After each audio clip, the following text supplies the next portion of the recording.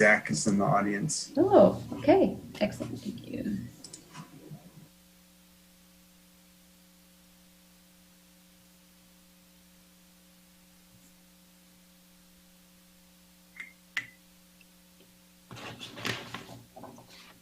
Good evening, Commissioner.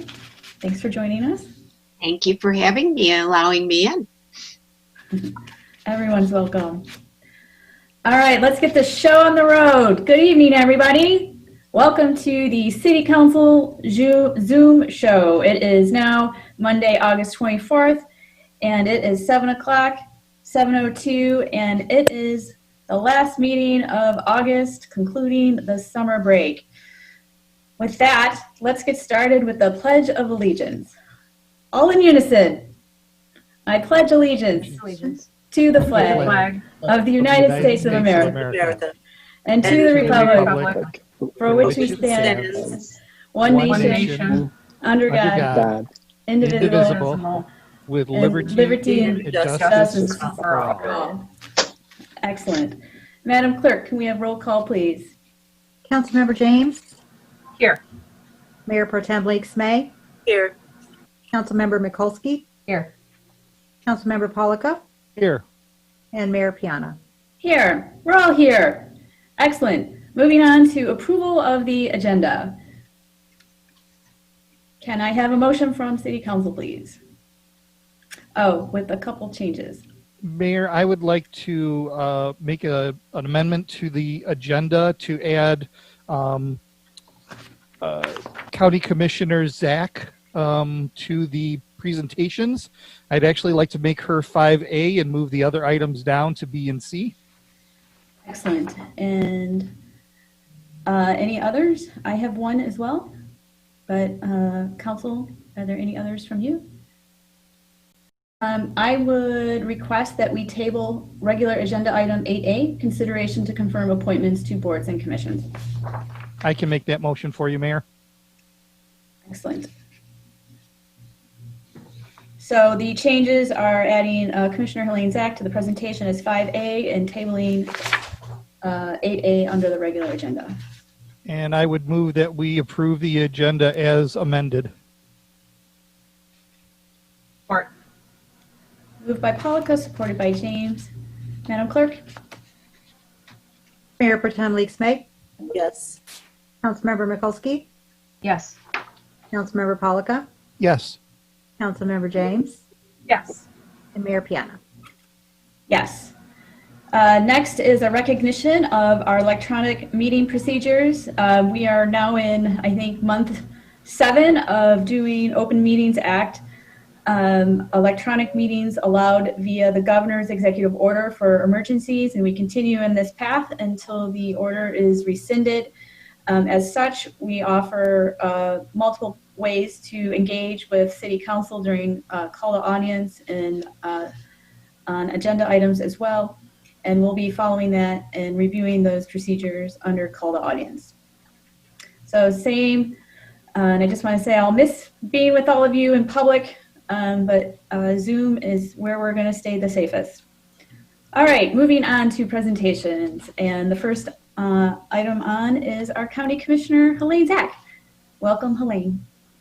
Hello, everybody. I'm having trouble getting my camera back on, but at least you can hear me. So I really appreciate the special treatment that you give me, special recognition. Okay, now I can start my video. Okay, thank you. So in any case, want to tell you about more COVID Cares grant opportunities. Small businesses, we are promoting, we have this recovery grant that is available. It was supposed to close today, but now you can still apply for these till September 14th.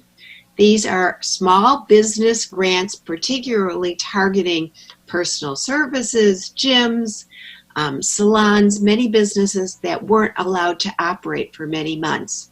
And you are eligible to get up to $10,000.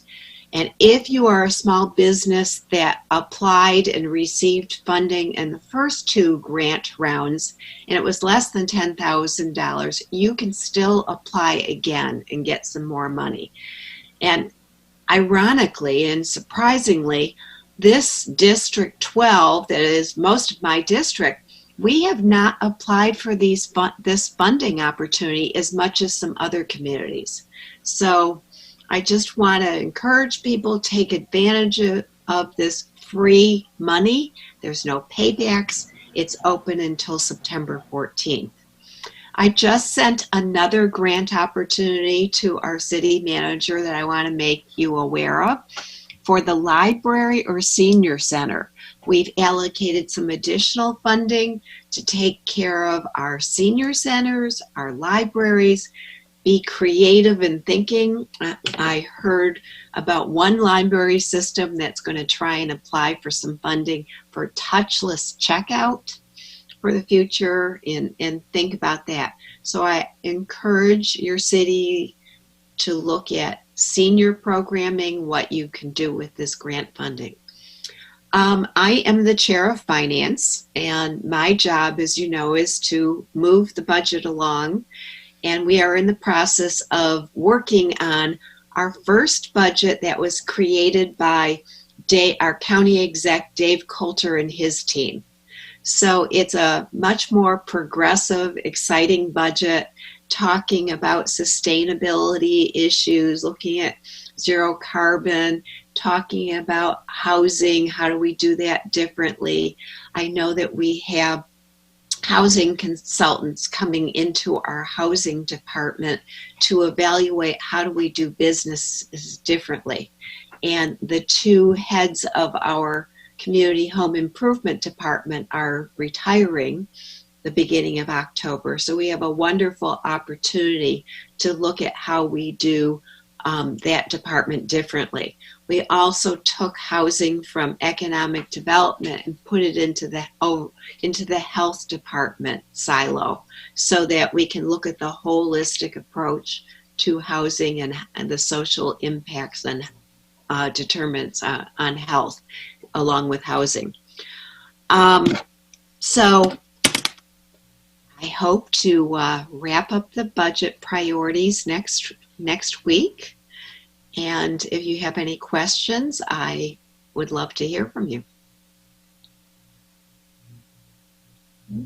I just think it's great that the county is rethinking a lot of key areas that align with Ferndale's priorities, and I think, I'm hopeful that that the new direction that the county goes will leverage our expertise and what we know in Ferndale and really help our residents in a more meaningful way, particularly on home improvement, preserving affordable housing, and creating new affordable housing. So the county has to be our partner. Absolutely. Absolutely. And that's the goal, is to create a strategic plan for the county operations. Excellent. Well, thank you for coming and giving us an update. Thank you. Have a good evening. Thanks. All right, we're on to 5 p.m., which is public. Robin is tonight for the Education Commission. Mayor, just so you know, you have a really bad mic feedback for some reason. I'm going to unmute you and see if it cleared. Did that go away? Yeah, you're okay now. My apologies. Okay. I don't know where I got muted at, but up is Suzanne and Robin from the Beautification Committee to talk or to present the August Beautification Awards. I'll mute so you don't hear the Zoom robot.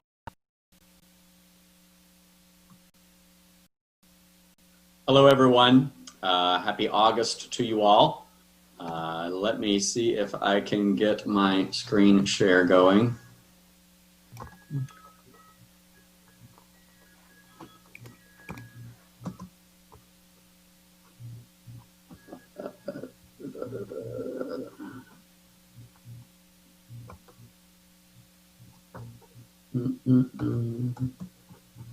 Well,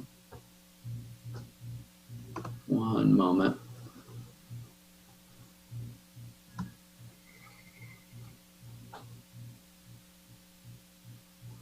All right, how's that?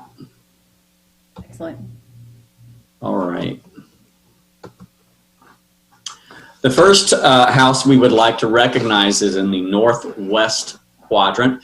This is 161 West Lewiston. The homeowner is John Allen, and it's a 3-bedroom, 1-bath, built in 1938. And I wish I could do a side-by-side before and after of this house. I don't know if John is with us. John, are you in the meeting? I don't see anybody named John. Okay.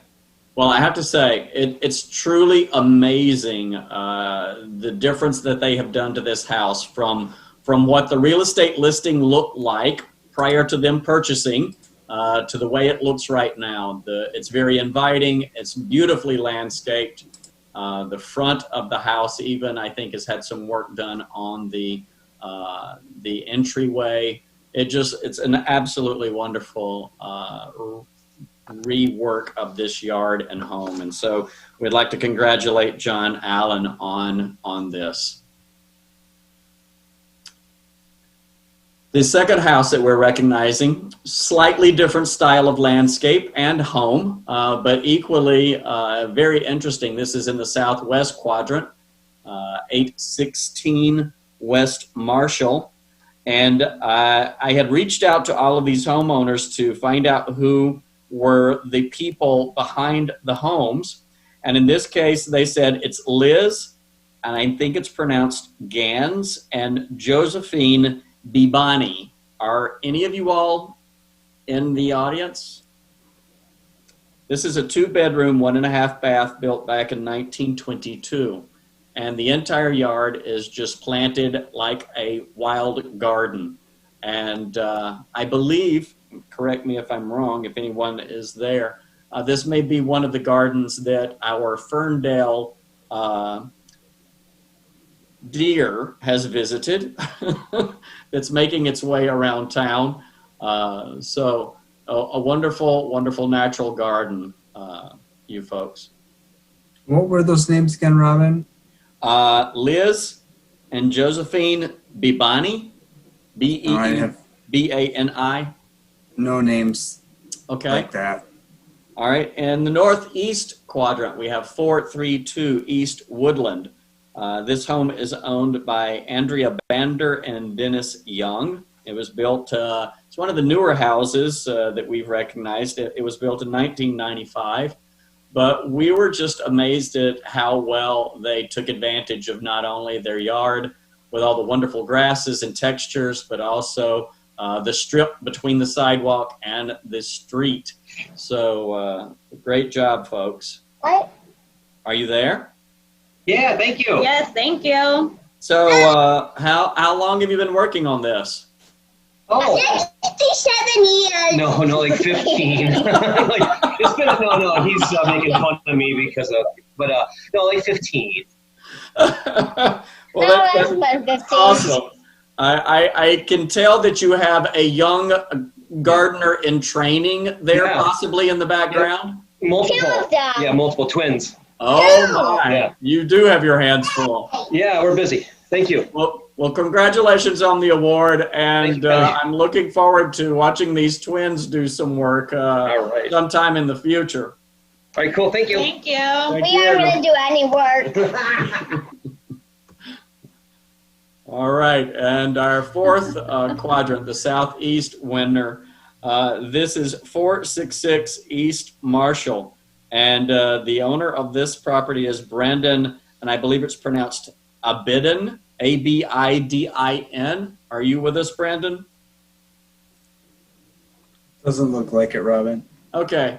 It's just a quaint, cute little house. They've done some wonderful additions to the landscape. And even though the photo doesn't really do it justice, stepping back and seeing the entire lot from the street does make a big difference.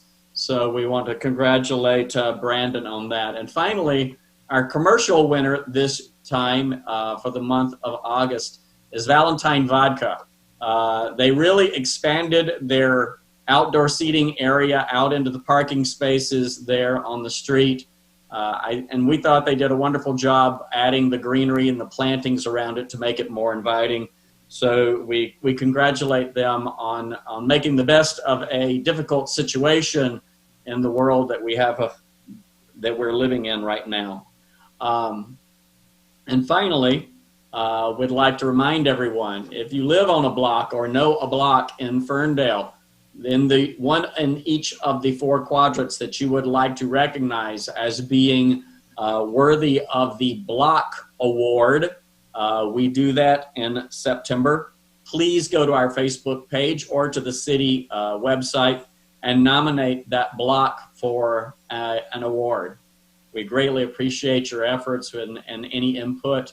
And also stay in touch with us, follow us on Facebook and Instagram, and we'll be seeing you. The next awards after the Block Award is our Beautification Awards in October. So everyone have a safe rest of your August, and we'll see you soon. Thank you, Robin. Thank you. Suzanne. All right, moving on the presentation section of the agenda. We are now going to presentation 5C, which is honoring members of Ferndale Police and Firefighter Departments for being awarded certificates of excellence from Oakland County Medical Control Authority for 2 separate life-saving incidents, as presented by our Fire Chief Bishop. Welcome, Chief. Yes. Thank you for Hi, being good here. evening, Mayor and Council. Typically, these awards are presented.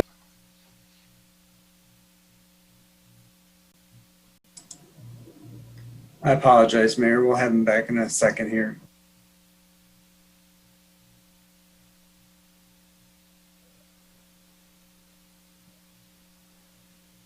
You good? Yes. Okay, sorry. I thought someone told me to wait. I see 2 of you, though. 2 of me. Okay, I'm going to turn my volume down a little bit. You're good to go, Jack. We don't have any feedback or anything. Okay. All right, so typically Oakland County Medical Control has an award ceremony for this type of award, but due to COVID, it was canceled. So we wanted to recognize some of our police officers and firefighters for a job well done on 2 separate incidents that have occurred in February earlier this year. So the Oakland County Medical Control Authority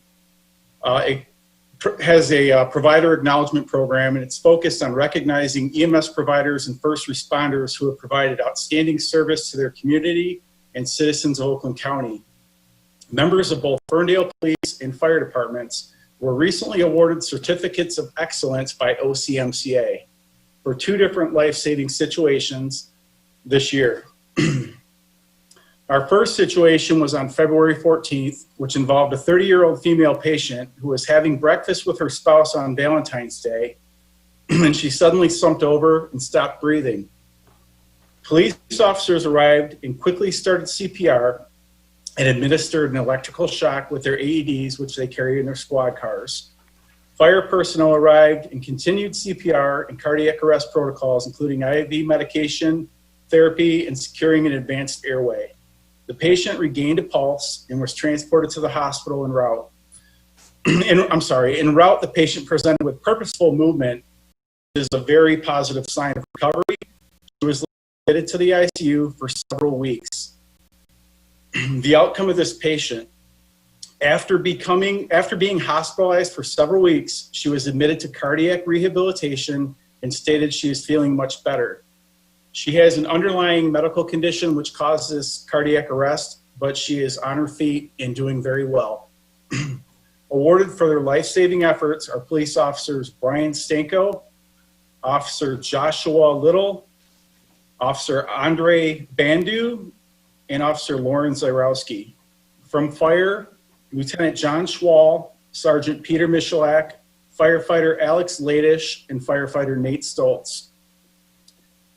Our second award was presented for the following situation. On February 21st, a 72-year-old female reported she was not feeling well and self-called 911. When police officers arrived, they found the patient pulseless and not breathing. Police began CPR and once again applied their AED and delivering one shot. The patient regained a pulse but was not breathing. An advanced airway was secured by the fire department and cardiac medication and monitoring were followed. Rescue breathing was continued en route to the hospital. The outcome of the patient was phenomenal. The 70-year-old female patient was released from the hospital several days later with no neurological deficits. Awarded for this excellent service by Oakland County Medical Control are police officers Sergeant Janessa Danielson, Officer Jeffrey Pierce, and Officer David Krajewski. And from fire, once again, Lieutenant John Schwall and Sergeant Peter Michalak, and firefighter Nate Stoltz, firefighter Frank Dreslinski, and probationary firefighter Evan Shavala. Both of these scenarios are great examples of teamwork and cooperation displayed by the Ferndale Police and Fire Departments. The police recognized a cardiac arrest and provided CPR and administered electrical therapy through their AEDs. Fire crews then were able to provide post-cardiac arrest care and advanced life support and rapid transport to the hospital. Both patients survived because of their teamwork and dedication to the city and citizens of Ferndale. Those are words from Dr. Steve McGraw, our Medical Control Director. Oakland County Medical Control receives recommendations for awards from 64 different municipalities across Oakland County, and being recognized by OCMCA for excellence is of high regard. Congratulations to all who received this prestigious award. Thank you. I just wanted them to be recognized because ceremonies were canceled because of the pandemic, but thank you very much.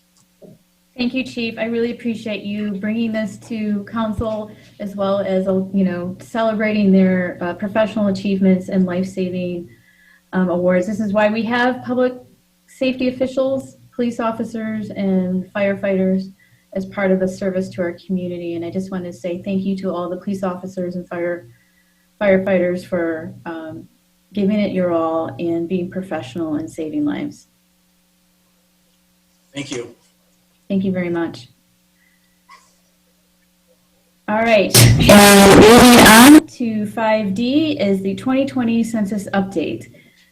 And who from staff is introducing?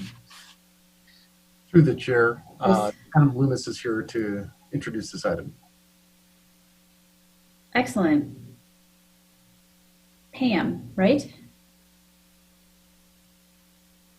Is that what I heard you say? Pam or Dan? Oh, no, I'm sorry. Through the chair, Adam Loomis. Oh, Adam Loomis. I don't know what I heard.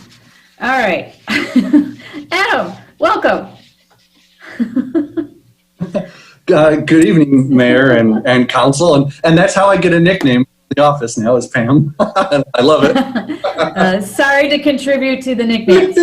Oh, I love it. So I'm here to give a presentation and talk about where we are at with the census, which has had an updated timeline throughout the quarantine and the pandemic, and to discuss the initiatives that Ferndale has going and how we can all participate to bring those numbers up in the remaining month and week that we have left.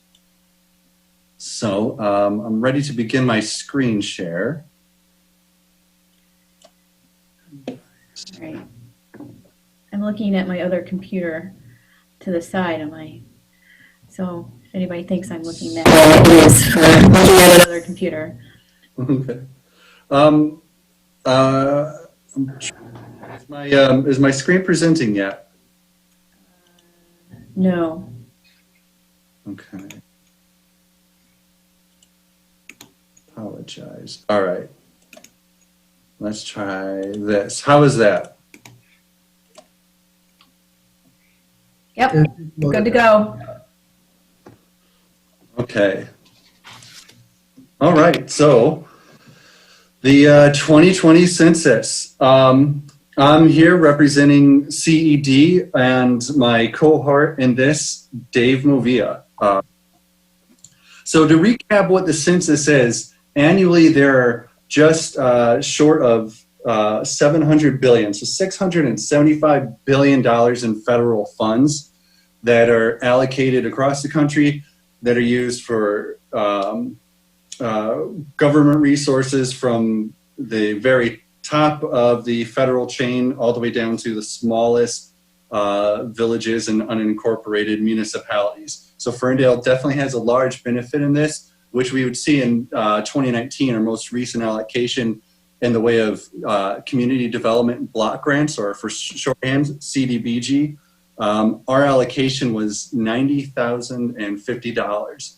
And the census data is used to show who we have living in the city, what their incomes are, and what their needs might be. And, so in addition to just the intake of the funds, we're also going to use that data locally and from the federal level to do planning, transportation, using it for emergency services, public safety routes, drawing boundaries for school districts, looking at housing needs and creating models for what the future of affordable or housing preservation will be. And very importantly, obviously, I think we're all very aware of this in 2020, drawing federal, state, and local legislative districts. So literally, maybe who you get to vote for, the census data can help play a role in that. And the 2020 census, typically we would have had census takers out and about all summer at this point in time. They would have been out for about 5.5 weeks, knocking on doors, looking for people who had not responded to the census yet. Due to COVID and the quarantine, the timeline had been extended until October 31st, and communities around the country had been responding and working with that timeline. Unfortunately, the decision had been made at the Census Bureau federally that we were going to scale that back to September 30th. In response to that, a coalition of governors from around the country are petitioning to bring back that extra month. But the good news is Ferndale is on track already to have beaten both the 2000 and 2010 census data collection. And that's just the self-reporting number for 2020, or just our self-reporting is beating the collective whole of the previous two decennial census. So to kind of the theme of tonight is, all right, we have until September 30th, how can we draw everybody in? So what we've wanted to do is reach out to people through mailing and of their water bills. If you've checked out your tax statement, there would have been a census message in that. And also sending direct mail to all of our rental properties. So if anybody from a rental has seen those postcards, it's definitely not spam. Follow the information and let's be counted. You know, renters have a say. They're community members and they definitely have a say in how the community is run. And we need that census participation to really pull that off. And our current turnout right now is, again, just self-reporting. So this is not to the people who have yet to be counted or are still participating. We're at 78.8%, which puts us right there with a majority of our neighboring communities, and exceeding quite a few. There's a few who have edged ahead of us, but we're right on track to make our census goals. Just on the self-reporting numbers. And then how can you complete the census? My2020census.gov, you can complete it. It takes about 9 to 12 minutes. By phone, 884-330-2020. Again, 884-330-2020. Or if you've received one of the census questionnaires, you can turn it back in now. It's not too late. If it's been sitting on the stack of junk mail, grab it, fill it out, send it back. And also in the past 2 weeks, you might have received a knock on your door from a census follow-up representative. And just for safety's sake, if you do not feel like answering the door, that's okay. They will leave a mailer with a code on the back. and all the information you need to go to the census website and fill it out. But just for clarification, again, we really want to stress, and the Census Bureau really wants to stress, people's safety. You do not have to answer the door. They're just really doing every effort they can to get people to take that census. But in the event that you do feel comfortable, it is requested that you wear a mask, still maintain social distancing, which the census workers are doing themselves. They will be wearing masks. They will be carrying government issued ID, and they will never ask for any banking information, social security numbers, or for you to fill out any ballot initiatives or voter information. They're literally just there to get you the information to complete the census. And thank you. And if there are any questions about the census, how to complete it, again, the presentation will be available on the city's Facebook page or website. And you can always reach out to myself and city staff at 2020census@ferndalemI.gov. Thank you. Thank you, Adam. Are there any questions from council on the presentation? Adam, I had a couple. Seeing none from council, I had a couple. How many households are remaining out of the that the census workers are targeting? Excellent. So we just have the estimation based off the percentage, right, and looking at the heat maps.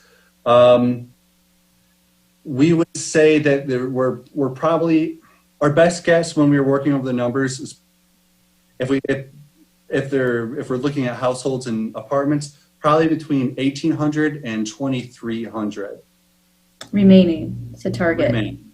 Yeah. And how often are the census workers in Ferndale? From when we reached out to the Farmington Bureau 2 weeks ago, and then we double checked with them last week, they will be out there. It's daily. They're working in grids. They have a list of non-response households. Okay. All right, that's very helpful. So we're down to the final wire, crunch time. And while we've done better than the past, there's still more to do. Excellent. I really appreciate the update, Adam, and staying on top of this project on behalf of the city. Critical project for the state and our contribution to it. Yes. Thank you. All right. Thank you.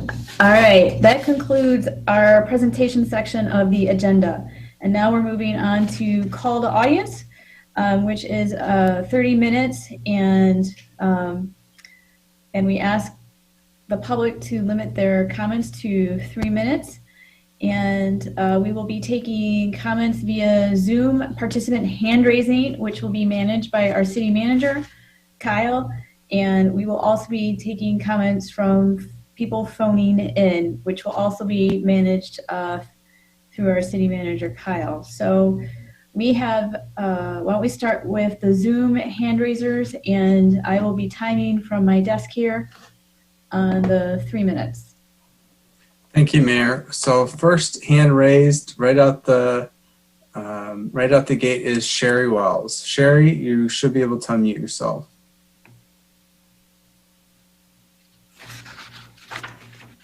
Good evening, Sherry.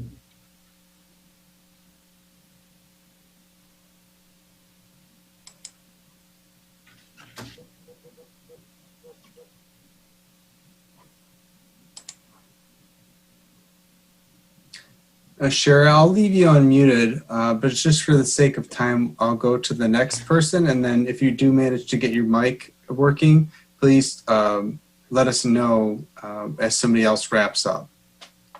And so next we have somebody identified as ERE. This is Evelyn Elster. Can you hear me? Good evening, Evelyn. Oh my gosh, That was close. Tonight. Sorry, I have been fumbling some words tonight, but welcome. Okay. I would like to see 7H move to the regular agenda. Wait a minute. The body armor, is that what you're requesting? No. the MEDC.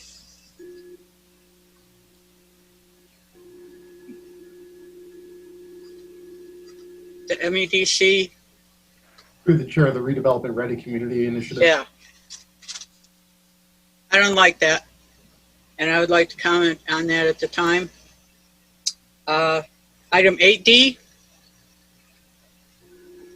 Despite the collective efforts of mayor, plan manager, and CED, 2441 Pinecrest is still a church and not apartments or condos. It was a long battle, and every neighborhood will likely have to fight assaults like this if developers are given free range in Ferndale. Recommendation number 5 from LSA would seek to erode or eliminate our R1 single-family zoning, violate the quality and character of our neighborhoods, as well as negatively affect our property values. No, I don't want to hear about your manipulated data designed to favor developers. LSA said they worked with developers to formulate these recommendations.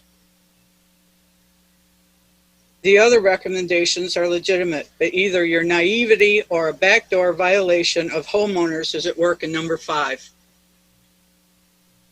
Do not do this to your citizens. You can't call this affordable housing because, as far as I know, affordable housing only kicks in after 20 units. So that's no good. 8B, $50K to advertise Ferndale business community. I would think that should have come out of the DDA budget and not the general fund. 8C was not approved for financing in the February 10th meeting. It was tabled. And oddly enough, the price has increased over $50,000 for the West Marshall repaving and another $2,000 to Giffords Webster, which the city has long been in love with, which I don't necessarily care for. They're making a mint off of this city. And all this is little plug-and-play templates, and they're getting $175,000 for maybe 8 hours worth of drafting. Come on, people, please. You can do better than this. We can all do better than this. And please stop violating the homeowners. Thank you. Thank you, Evelyn. Kyle, next on the list. Yep. Sherry, are you there? It looks like you're unmuted. Yes, it finally gave me the box to unmute myself, which helps. Okay, Sherry A. Wells. Good evening, Sherry. Good evening, 315 West Marshall, or West Troy. I have been able to sleep wonderfully for 4 months, want to let you know. And the contractor said the construction will end in September. So I'll be a little pleased about that too. But when I'm here tonight, our city clerk said that she provided the city council members with a single-page document that I prepared about proposal to amend the Ferndale City Charter provision on what it takes to run for city council and for mayor. I've done some research and discovered that of the 10 communities in our Royal Oak Township as it was designed in 1833, there's only 2 of them, Ferndale and another, that requires people to be 25 years old and 2 years residency. Well, as the Clausen editor's note says, the 2 years residency was ruled unconstitutional. It didn't say anything about 1 year, so my proposal reduces the residency to 1 year, which I think is still reasonable to give people a chance to get to know the town a little bit. I'm proposing that this be put on the ballot by the city council for the November election. It's still in time to do that because next year's elections will be the local elections. I'm proposing the age be just like 8 of the other communities say is a registered voter, which means age 18. And when it takes age 21 to run for state rep and 25 to run for city council, sounds a little strange. So that's what I'm proposing. The purpose has to be 100 words or less, and I've got it 95. I'm still suggesting that a person might need to be 21 to run for mayor. I did look up and found out some of the youngest mayors in the United States. There was an 18-year-old who was recalled for spending city money mostly on a winter sports thing, but there was a 19-year-old who got reelected for the next 9 years. So I think that that is not an unreasonable change, and it would fit pretty much the rest of our corner of southeast Oakland County. So I look forward to it being on the agenda for the next meeting. Thank you, Sherry, for your insights and recommendation. My pleasure. One more thing, if I have a minute. You have 15 seconds.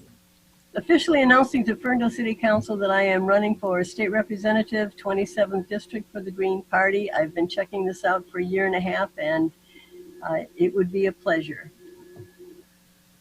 Good luck, Sherry. Thank you. I love your commitment to public service. Thank you. Thanks, Sherry. Next up, we have Mike Flores. Good evening, Mike. Welcome. Good evening. Can you hear me? Yes. Oh, perfect. So I bought a new laptop, so I'm glad that I'm able to connect via my laptop and not my cell phone. Buenas noches. Good evening, Council and Mayor. My name is Augusto Mike Flores on Whittington Street, and I am pro Ferndale. Item 1. I continue to urge Council to be more transparent on when City Council meetings are. Posting it on the city website isn't enough. True transparency is when you encourage engagement. When you encourage engagement. This is the third time I've asked that the city post City Council meetings on a reoccurring event on Facebook and make scheduled posts that when the meetings are and how to join as an additional tool to encourage civic engagement at our City Council meetings. May I get a commitment tonight that this simple task will be done, and if not, can we explain why? Why is the city able to add 30 Facebook events for a 5K, but not a single council meeting? Item 2, agenda item 8B. At a high level, this seems to be really cool and neat idea. But as they say, the devil truly is in the details. After reviewing all 37 pages for this request, I have a few questions. 1, of the $50,000, how much would be allocated to the city's actual open campaign, and how much would be allocated for the startup costs for the testimonials? Question 2, as the proposal explains, this will require businesses to enter into agreement ranging from $45 to $500 minimum spend per month. Does this mean that only the businesses that are entered into this agreement will be highlighted on the open website from the city of Ferndale? 3, has a survey been done with Ferndale businesses on the interest level? My conversations with some business owners is that all discretionary expenses are being eliminated to address the current pandemic situation. This initiative is nice, but not important at this time. Most businesses are interested in creative ways to increase footprint to serve and sell. 4, have the hourly rates that range from $100 to $275 an hour been reviewed and benchmarked? They seem to be on the higher end of the spectrum. And can it be clarified that this is the cost to the city for their portion of the campaign, or to the testimonials directly entering into a contract with the minimum monthly spends as identified earlier? 5, would it be more beneficial for the $50,000 to be used in public space enhancements as will be proposed in September? And I believe that there's a $20,000 proposal that will come in September. It seems businesses are in dire need of public spaces opening to creatively increase their own footprint. As always, I look forward to your comments and your feedback. Gracias and thank you. Thanks, Mike. Okay, I've got the Zoom monster back. Nope, you're good. Oh, I can hear it through my stuff. All right. Thanks, Mike. I just wanted to let you know that your request for posting city council meetings to our Facebook page has been a city policy based off of Facebook parameters and how their algorithms work and social media engagement with that. So I just want to clarify that it's not because the city is not being transparent. It's just that Facebook's algorithms, as explained to me by our communications director, have not been kind to these types of posts. And the engagement is what the city is going after and the reach of those meeting notices. However, council has been informed recently that Facebook has changed their algorithms as well, and we're exploring what this could mean as part of our communications policy through our communications director. So that's still continuing to be looked at and see how it can be used in the best possible way given Facebook's limitations and parameters. All right, moving on. Do we have any other folks online, Kyle? I can't remember. Yes, Mayor. All right, let's go to the next resident. Next is Paul Collum. Paul, welcome. Good evening, everybody. Good evening. I'd like to talk about consent item 7F. Please go ahead with your comment. Well, it's one of those things where it's come to our attention that what this item is probably isn't how it's stated on the consent item. There's been a lot of confusion that this is actually for riot gear purchase. It's not. Right, and I agree. My wife and I would be firmly opposed to our department buying actual riot gear. So I think maybe there should have been a little bit better clarification in the actual consent agenda, what it was for. It seemed to be very confusing until you opened up the PDF and then you kind of looked at it to see what the actual detail was of the description. And like I said, my wife and I, Angela Lepard, would be really opposed to the city purchasing riot gear for our department. That being said, I was just kind of curious as to whether this went through a bidding process. I didn't see any notes on it. And also, if that was according to the state or agency bid price. It seemed to be that it wasn't very formalized in the quote, and I didn't see any sort of bid process for it. And the other thing is, I don't know, we kind of have this situation we're living in now where drug forfeiture, civil asset forfeiture is kind of being used as a tool against minorities and lower income people. And I just would like to put it out there that sometime in the future, I'd like to see us using drug forfeiture money to maybe fund other things like programs or drug rehabilitation type things. Maybe could use for, I know they're working on items for the people on 8 Mile, that maybe some of the funding could be used for that in kind of a more constructive way. Or maybe, you know, if it's drug interdiction on a different level, or programs, or even, you know, police department training, the inclusion training or something like that. It just sometimes comes off as a negative using, you know, drug forfeiture dollars for buying police material sometimes. And the other thing is I kind of would like to see us get out of the notion, and not saying our city does that, but other cities have kind of chased drug forfeiture dollars, whether it be that or traffic violations, you know, for the funding of different items. through those type of programs. I just would like to see how that get out of that negative role of that kind of expense. Thank you, Paul, for your insightful comments. I appreciate it. Thank you. Mayor, next on our list is Brian Stawale. Go ahead, Brian. Good evening, Brian. Good evening, Mayor, City Council, and City staff. Brian Stawale, 437 College Street. First off, I would like to give a huge thanks to the DPW for refilling the compost pile about a week and a half or so ago. That's come in pretty helpful, and I noticed ours already is almost gone again, so people are using it. We really appreciate that.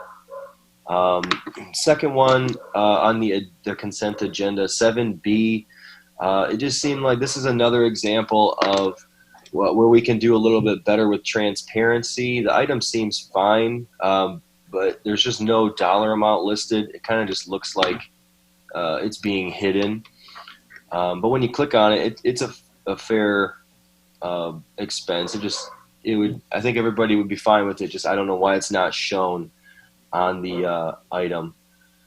And then I would like to go to item 7F. I'd like to see that item off the consent agenda and on the regular agenda. Just for the clarification and a lot of what Paul had mentioned earlier as well, just clarification of what the need for the body armor is and why 21 suits or vests of the armor is needed at this time, especially with the drug forfeiture money. And I agree with Paul in that whole point that he made about that. And then for the money that is being spent on the body armor, there's no plan for that in the capital improvement plan, the 5-year plan.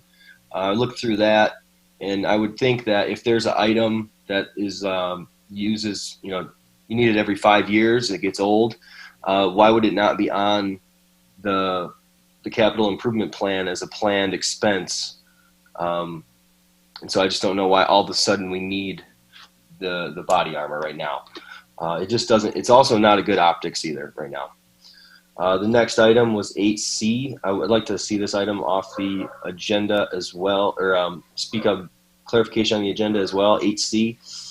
I would like to know what exactly this means in terms of it kind of is worded as if it almost bypasses city council in a way, where it gives like the mayor and the I think it was the city manager powers, where it looked like it bypassed city council. So maybe you could clarify that when we come to that. But that was all I had for tonight, so thank you. Thank you, Brian. And it looks like we have one more raised hand, Mayor, and that's Christian Rice. Go ahead, Christian. Hi, everyone. I just wanted to follow up real quick on Mike Flores's comment about the events, the city council meeting events and all that. He is right. It is hard to keep up with when things are happening. I happened to stumble across Brian's post in F3, and that's how I found out about tonight's meeting. One thing that you guys, I think what Mike's referring to is the ability to add it's called events calendar to the Ferndale City Council or Ferndale City Facebook page, so that people can subscribe to that calendar and sync that calendar to their personal calendar, so that it automatically shows up as something that's available and that's happening. So that's one option for the Facebook page. And then also, I'm sure that the Ferndale Council Meetings website, I'm assuming it's probably a WordPress site or something like that. And you have this upcoming events section that I'm almost positive you can add some kind of a subscribe here, kind of a link to that as well. So I just wanted to make those two suggestions, that allowing people to subscribe to the upcoming events or future events is what Mike's referring to, and that's not available right now with how the Ferndale Facebook page is set up. But if you Google Facebook event or events calendar, I'm sure you have a social media person, the Google Facebook events calendar, that's what Mike's talking about.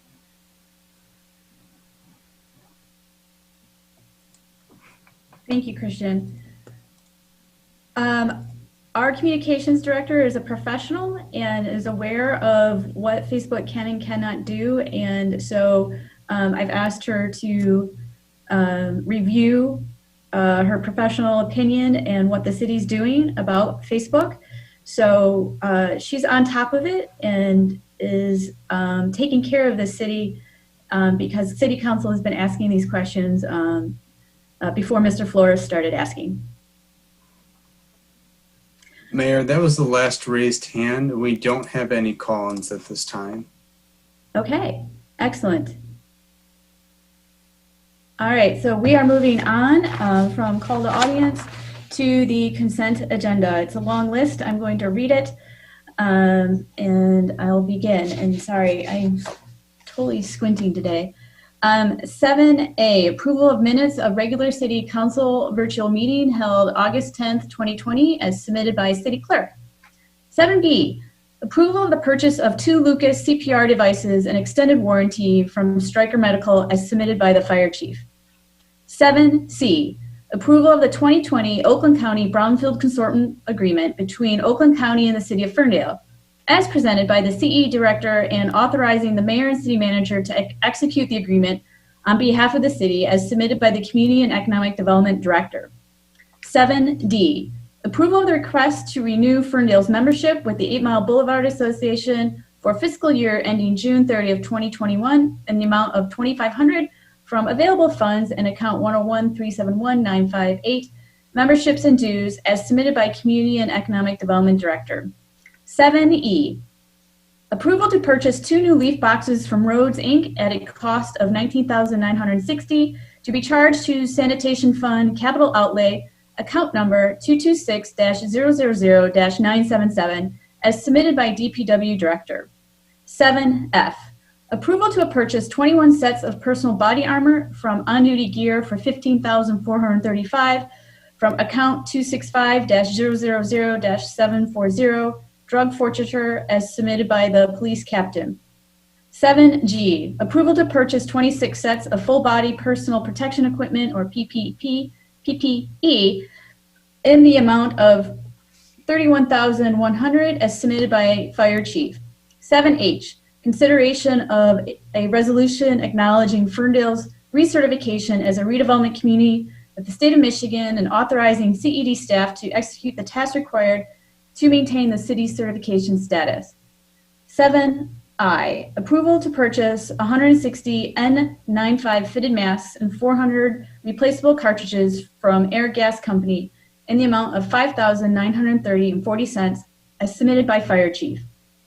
And 7J, approval of the bills and payrolls as submitted by the city manager's office and subject to review by Council Finance Committee. What is the pleasure of council? And just as a reminder, we do have a procedure where council can make a comment on an item after a motion is approved.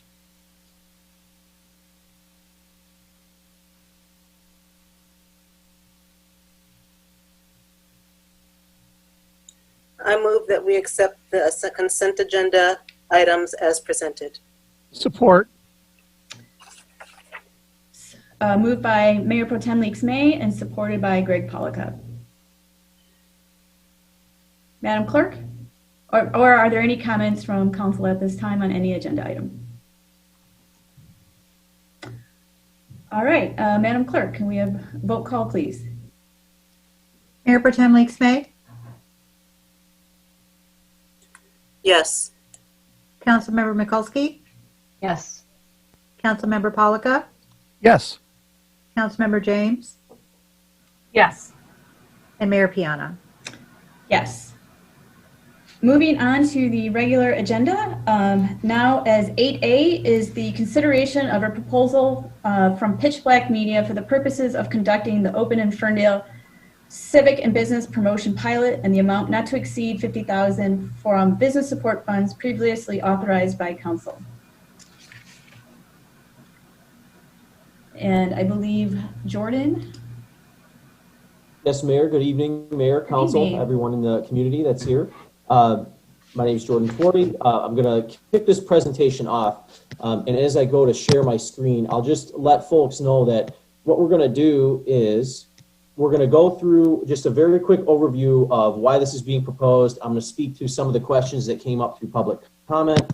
And I'm also going to give the DDA and the Chamber an opportunity to weigh in on this. There's a lot of business engagement that went into this proposal, and those two entities were very instrumental in helping put this together. So I think I've bought myself enough time to pull the screen up. Can everyone see the PowerPoint that I have up there? Seeing some affirmative nods. I'm going to take that as permission to keep going. So, and then I also have representatives from Pitch Black here to talk about the technical side of this, and they'll do that after we've kind of given the quick overview. And I'll also pause for questions in between. So without further ado, just a quick overview of what I'm going to talk about, what we're proposing, and here we're talking about increased resources for civic promotion and strategic support of businesses. Why are we proposing it? We're responding to feedback and support requests from the Ferndale businesses in our community. I'm going to talk about some of the program details of what it is inside this program and how it works. And then I'm going to also talk about, if approved, how it would roll out. So what are we proposing? So there's three big pieces to this. And I'll talk about sort of that feedback in a moment. But businesses are telling us they want a more visible, consistent presence from the city communications that promote the community, our businesses, and available resources. That's something we've been hearing before the pandemic, but also especially during it. Business boosting co-op. What we see here, and it was mentioned in public comment, businesses are cutting discretionary costs, and they're looking for ways to increase business with the constraints that have been placed on them by this pandemic. So what we're trying to do in a way that is in keeping with our legal lane, because the city cannot give money directly to businesses. Obviously, the county and the state are in a different situation. They can give grants out. The city of Ferndale cannot. And we also, even if we could, our tax base and our revenue base is nowhere near the scale of some of our partners, both as peer cities and higher levels of government. So what we're trying to do is use the money we do have to increase awareness of our businesses as safe and responsible destinations. So highlighting things that businesses are doing to respond to the pandemic, to keep their doors open, and to get business flowing. And one of the biggest pieces of this, and Pitch Black will focus their presentation on this, is data and adaptation for better results. So with limited funds, it's not effective to just put money out for ads just to do it. We're not Mike Morse, we're not Jumana Kairouz, we don't have that kind of budget. So we're trying to make sure that we can help both the city messaging reach as many people, as well as businesses messaging reach as many people for as few dollars as possible. So what we're going to be looking at is investing in the analytics infrastructure that's necessary to do that. So things that show you how your ads play, who clicks them, and why, and sort of not exactly who, but sort of profiles, zip codes and mediums that are used, whether it's Facebook or Instagram, et cetera. So Pitch Black will talk a lot about that piece. But our goal here, again, is creating the analytics infrastructure that businesses wouldn't be able to afford, maybe even in situations where you're not in a pandemic, but certainly not now. So we're trying to provide that service at a time where it'd be really, really helpful for businesses that could not afford it. So why are we proposing this? Since the onset of business disruptions due to this pandemic, we've heard from businesses in significant numbers that they want to see more from the city to promote Ferndale and support our businesses. And again, I mentioned our resources are limited. We can't provide money directly to the businesses, but we can lead partnerships that boost business activity and maximize the impact of the dollars that do exist. And some of the pieces of feedback that we're pointing to that we've heard this from, in partnership with the DDA and the Chamber, we're talking about nearly 400 one-on-one business engagements since May. In partnership with the Chamber, who's been doing business technical assistance and one-on-one engagement with us.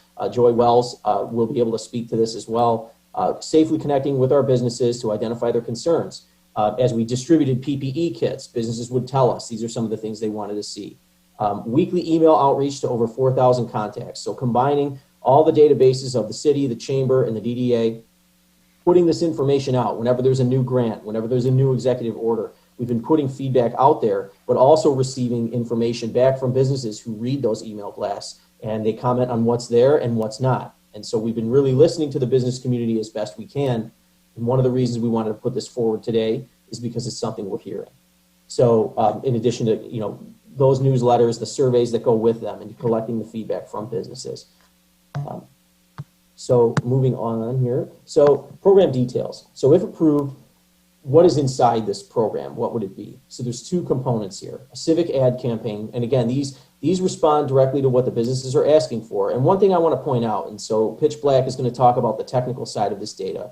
We're very committed to investing in something that values not only boosting business activity, but without violating individual or business privacy. We're not looking to put people's personal information and their choices out there into the internet there, and we're not also looking to do that with businesses' proprietary information. So that's an important safeguard of this program. And again, Pitch Black can talk about sort of the opportunities and the safeguards of the technology. We're talking about, and this will be a jargony phrase, but metadata. So this is looking at trends, not people. So that's something that Pitch Black will talk about, but we're very sensitive to that as well. But again, these two components, this Open in Ferndale platform. So this is something that actually we started pre-pandemic. It actually has to do with the RRC certification, which is sort of a unified marketing campaign and messaging for uniting all of the local institutions, the city, the chamber, the DDA, and having one civic voice that promotes the city. And so we've been working on this for a little over a year. We prioritized it because of the pandemic and because of this feedback. But Open in Ferndale, there is a digital presence that has already materialized. If you go to ferndalemi.gov/open, so our city government webpage /open, you can see the beginnings of this portal. And its efforts are to streamline access to services, not only for businesses, but for people too. And you're gonna see that we've already started populating resources on that portal and business stories as well. So that's an example of what we're trying to achieve, making it easier for folks to access the resources they need, but also to promote the community and everything that's happening here in town. So that's something that we want to use as the backbone of the campaign. So we would put out ads on the internet in digital medium across a variety of different channels to put Ferndale out there. And we would use this ad analytics and this data analytics to be smart about where we put it. We would learn what gets clicks, what gets impressions, so who's engaging with it, who's seeing it, and where are we getting the most success, and redirecting our efforts to areas that give us high results. So in addition, we want to create a co-op opportunity, so increase reach and engagement for less cost. So in addition to the civic campaign, the digital analytics that will track impressions and what are called conversions, which are clicks and sales, for ads run by Ferndale. So we'll be monitoring our campaign, but we're also going to give the businesses an opportunity. So one of the questions was the cost. So what the city is doing is investing in the infrastructure and paying for our own ads that brand Ferndale, and we'll use testimonial businesses in those ads. But once this infrastructure is up, businesses can, at their own expense, pay for analytics for their own ads and run. So take Valentine Vodka, for example. If we did a Ferndale ad that was all about Ferndale, but it featured Valentine, that would be part of our campaign. That same analytics infrastructure, Valentine could then use and go run ads about Valentine Vodka and all their different things that they would do in the advertising market. So it creates that co-op opportunity where the business does not have to pay for that infrastructure, and the city of Ferndale gets something, and that we get to learn about what ads work best in our region and in our market, and how to better spend our dollars on promoting the city, and what businesses and what amenities that people are interested in learning about. At the same time, businesses can then use that analytics infrastructure to advertise their own business more effectively and learn, should they so choose, at their own expense. So it's something that businesses can get involved in at a price point that makes sense for them. And the range was alluded to, and Pitch Black will talk a little bit more about the details and the options there. But the city is building the infrastructure, and we would use that for our campaign, and we would give businesses that participate the opportunity to do that as well on their own expense. And now, one thing I do want to remind is this is a pilot. So this is a learning opportunity. This is a test case. So it's a not to exceed amount that's being requested, and we'll go based off of participation and demand of the businesses. And we'll use as much resource as we can and help as many businesses equitably as we can afford to. That being said, I'm getting a little ahead of myself, I apologize. So this is what the rollout would look like. So I started to kind of dip into this slide here. But again, the general nugget of this project is the civic campaign promoting the city and our business community, as well as the analytics to help those ads be smart and reach more people, and with the goal of having actual conversions. Because again, if the goal is to increase business activity, it's not just good enough to have ads everywhere. You want ads in places where people will engage with the ads and do something with the ads. So if approved, this is what it would roll out to. So we conceived of a 6-month pilot that would start whenever it was approved, so it doesn't even have to be approved tonight. But if it were approved tonight, this is kind of how we would look to do it. So we would start with business recruiting and campaign development. So we would, if approved, we would put some messaging together. We would put it out, we would organize a Zoom webinar, and we would kick off a 2-week period. And we would be aggressively recruiting businesses. And we had a webinar about this idea with some businesses actually before bringing this proposal together, because we wanted to see if there was additional interest beyond the feedback we'd received. Based on, if we got an approval tonight, we would do a Zoom webinar. We'd create a 2-week window where businesses could apply. And they would get all the costs. Everything would be transparently laid out. They would get to see whether or not they want to be involved. And when we have businesses that sign on, once that 2 weeks is over, we would then launch the campaign. So you would see mobilization and launch come next. And what you would see is all necessary agreements and documentation would be completed. So what's actually before council tonight is a proposal and a not to exceed amount.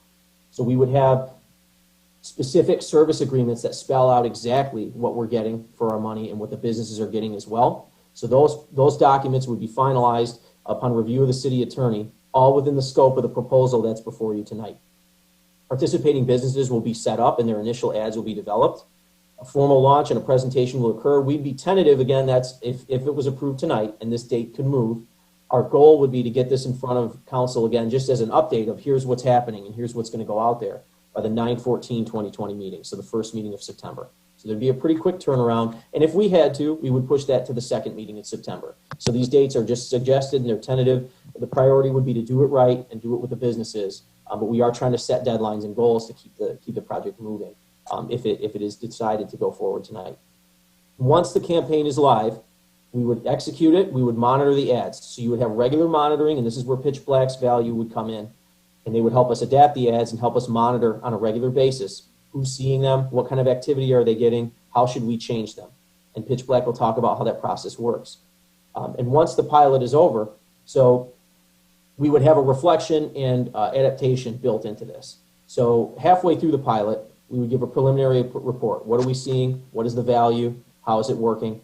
And at the end of the report, we would have, here's the final results, and here are some recommendations for either further or ceasing action. So it'll help us inform our efforts, whether we decide to get involved in this deeper or if we simply just focus on civic promotion in a different way. So that's generally how this would look. What I'd like to do, before I invite the CED director and the chamber director to speak, I just want to pause very quickly to see if council has any questions on what I've presented so far. Hearing none, before I segue, I do want to just make one more quick point in terms of the funding piece. And Lena Stevens with the DDA, I'm going to kick to her because she's going to kind of speak to this. The three agencies have been taking a divide and conquer approach with limited resources, trying to support all the different angles. You know, outdoor space doesn't necessarily work for every business. Certainly, I've heard a lot of feedback from retail businesses, for example, that they're worried about putting their products outside, exposing them to the elements, and to, you know, in areas where there's not a pandemic, you know, you can browse and touch products and try things on and put things in your hand. But in this environment, that creates a lot of cause for concern among a lot of the retail businesses that we've heard from. And so driving marketing, a lot of businesses have adapted with good online presence and have the ability to ship products and online orders, etc. We saw this as a way to invest in all businesses, whether they're dining, whether they're bars, whether they're retail, or other types of businesses that depend on walk-in traffic and walk-up traffic. We saw this as a way that every type of business could participate. And we've also partnered with the DDA. We do have in the business support budget, excuse me, $20,000 is proposed for public space enhancements. And I'll kick it to Lena because that's an area where the downtown is really focusing on. So Lena, if you're able to unmute, if you'd like to speak to the public space. I'm here. Can you all hear me? I see a little nod, so I think people can hear me. Yes, go ahead. Great. Good evening. This is Lena Stevens. I'm the Executive Director of the DDA. back on my game after parental leave with a healthy son, and also happy to come into the office and be myself for the first time since March. So We're glad you're back. Yes, me too. So just, I want to throw in, I think Jordan's done a great job of outlining this. Just to add a couple of elements here, marketing and advertising is one particular element that I have highlighted as in need of modernization within the DDA. And I had planned to seek professional guidance on the best mix going forward.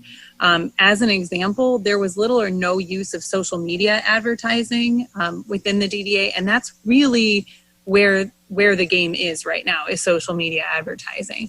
Print advertising focused primarily on local outlets. We used to do a business guide, a printed business guide, and they transitioned to the website at some point. And it kind of, I think, fell by the wayside. So even things that used to be beneficial kind of stopped somewhere along the way.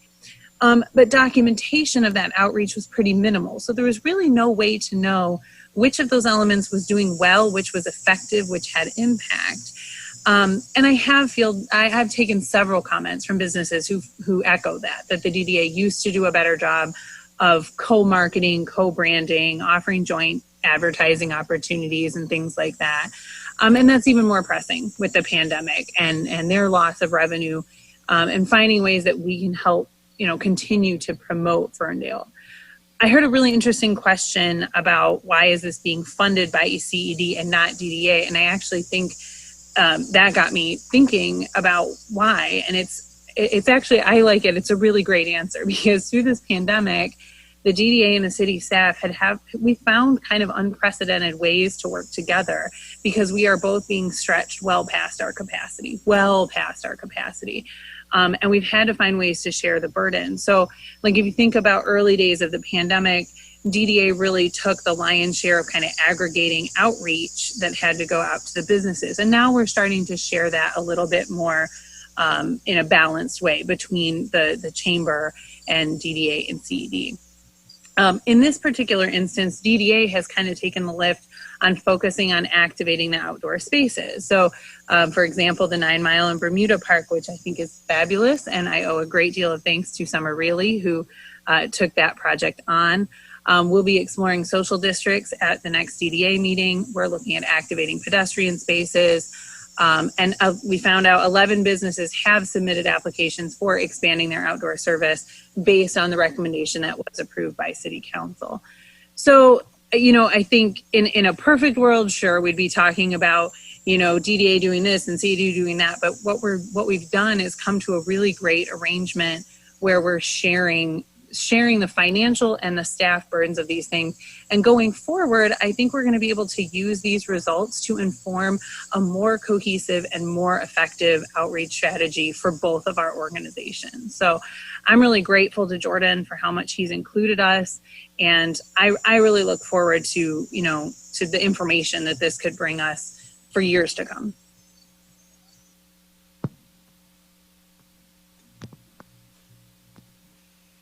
Thank you, Lena. I appreciate that. So I also just want to give, if she'd like to speak, Joy Wells with the Chamber of Commerce, just to speak on the business engagement methodology and just what she had heard in approaching the businesses and how this sort of bubbled up as a priority. Joy, would you like to address that? Yes. Hi. Good evening. I'm Joy Wells, the director of the Ferndale Area Chamber of Commerce. Thank you, Mayor and Council, for having me this evening. Of the almost 400 business communications that took place, those were actual phone conversations that I've engaged in with business owners over the course of the last few months. And we're by no means finished with this business engagement piece. In every one of these conversations, everyone has varying degrees of very similar needs, but it is not a one-size-fits-all for any of these businesses. So if there happens to be anyone here that's listening that feels like this particular response with this analytics program isn't going to fit with their business right now, I would love to speak to you, and I'm sorry that we haven't spoken yet. You can absolutely reach out to me if I don't get to you fast enough. We are working on implementing more programs for this business outreach and the business recovery services moving forward. So this is not it for the businesses. I would just like to say there's still more coming, and I would be happy to also have any questions with council regarding this outreach that has taken place also. And since I happen to be here, to the grant that Helene Zach spoke of, that was extended, if there's anybody that needs help with their application, I'm more than willing to do so. And I can be reached. My email address is joy@ferndalechamber.com. That is not the same application that has been presented previously. And even if you have received funding through the other stabilization rounds, you can still receive funding through this. You are still able to apply. So feel free to reach out if I can be of assistance in getting an application submitted.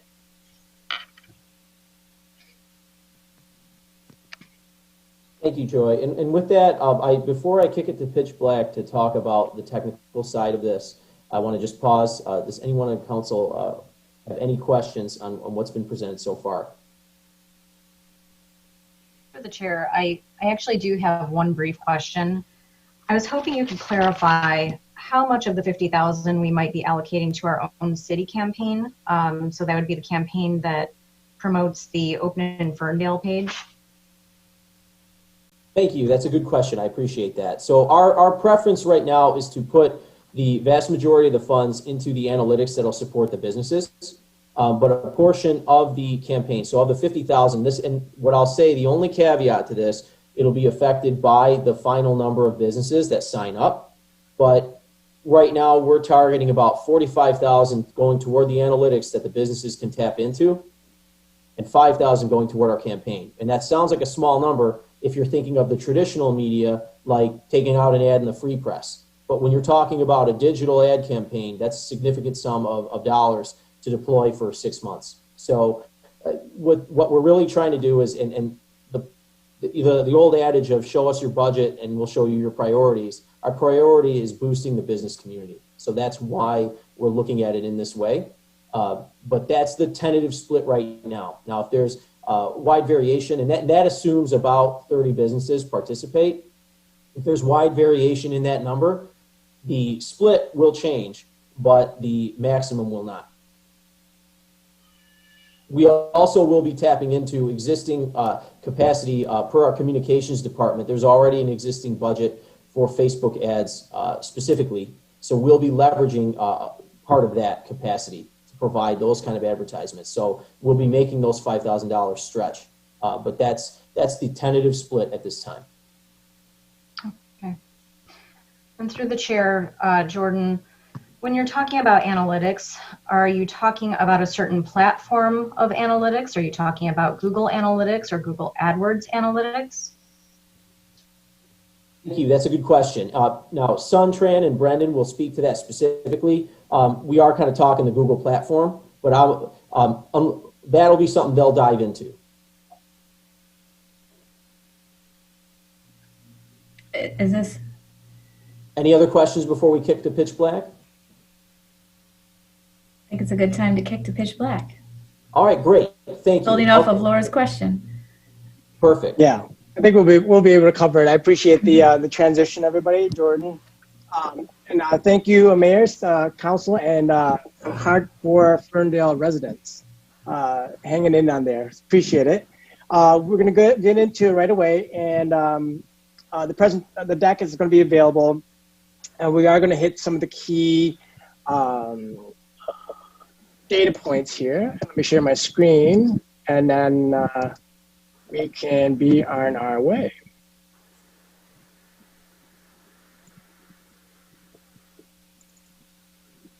All right.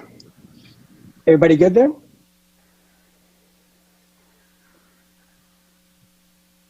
I got some nods, so I'm good. Yep, go ahead. All right.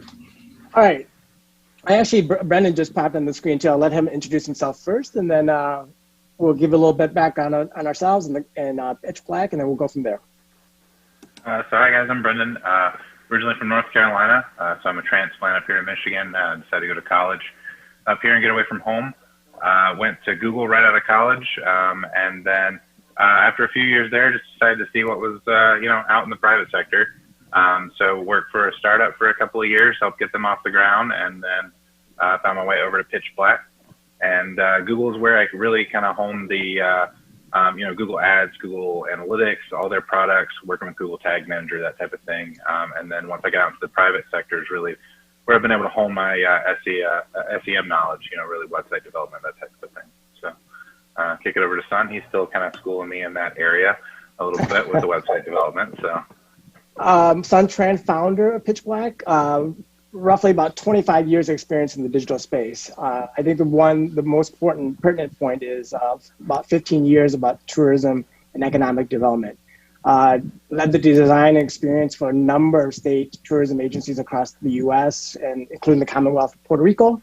But a majority of the years I've spent actually working with MEDC and Travel Michigan and on the Pure Michigan account. So a lot of tourism, Main Street experience.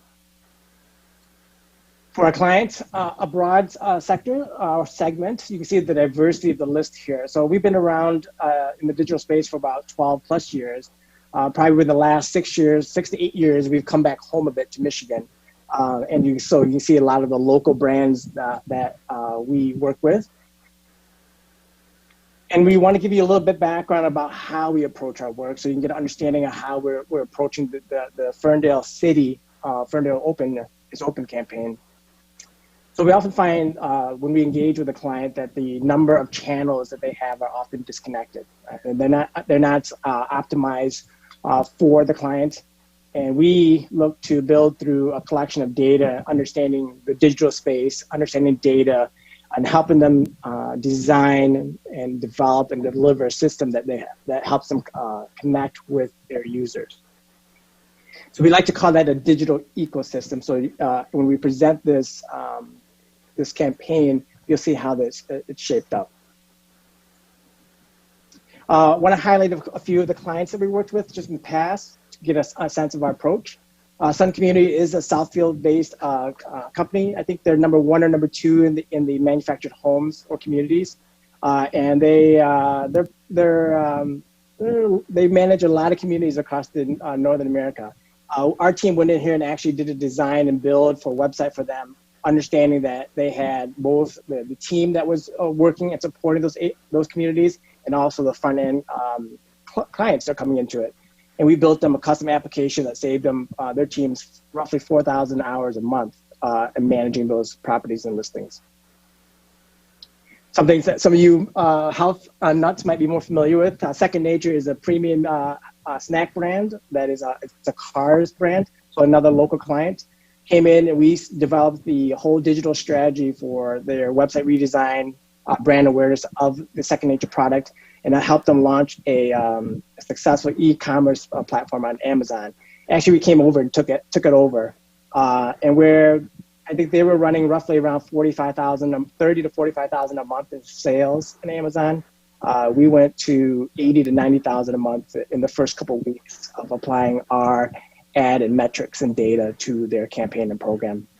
And a lot of the content you see there also was part of the strategy that we helped develop for them to keep those campaigns going. So you can kind of see all the elements of that digital ecosystem working toward that brand and connecting with the users. 313 Presents. We're all anxious to get back to a live show. They reached out to us prior to COVID. Obviously, last fall, we worked with them to develop a marketing social playbook for their internal team. So their team internally is about a 3-person strong, but they manage roughly around 22, 23 different social properties for the different venues that that the teams and the concerts go to.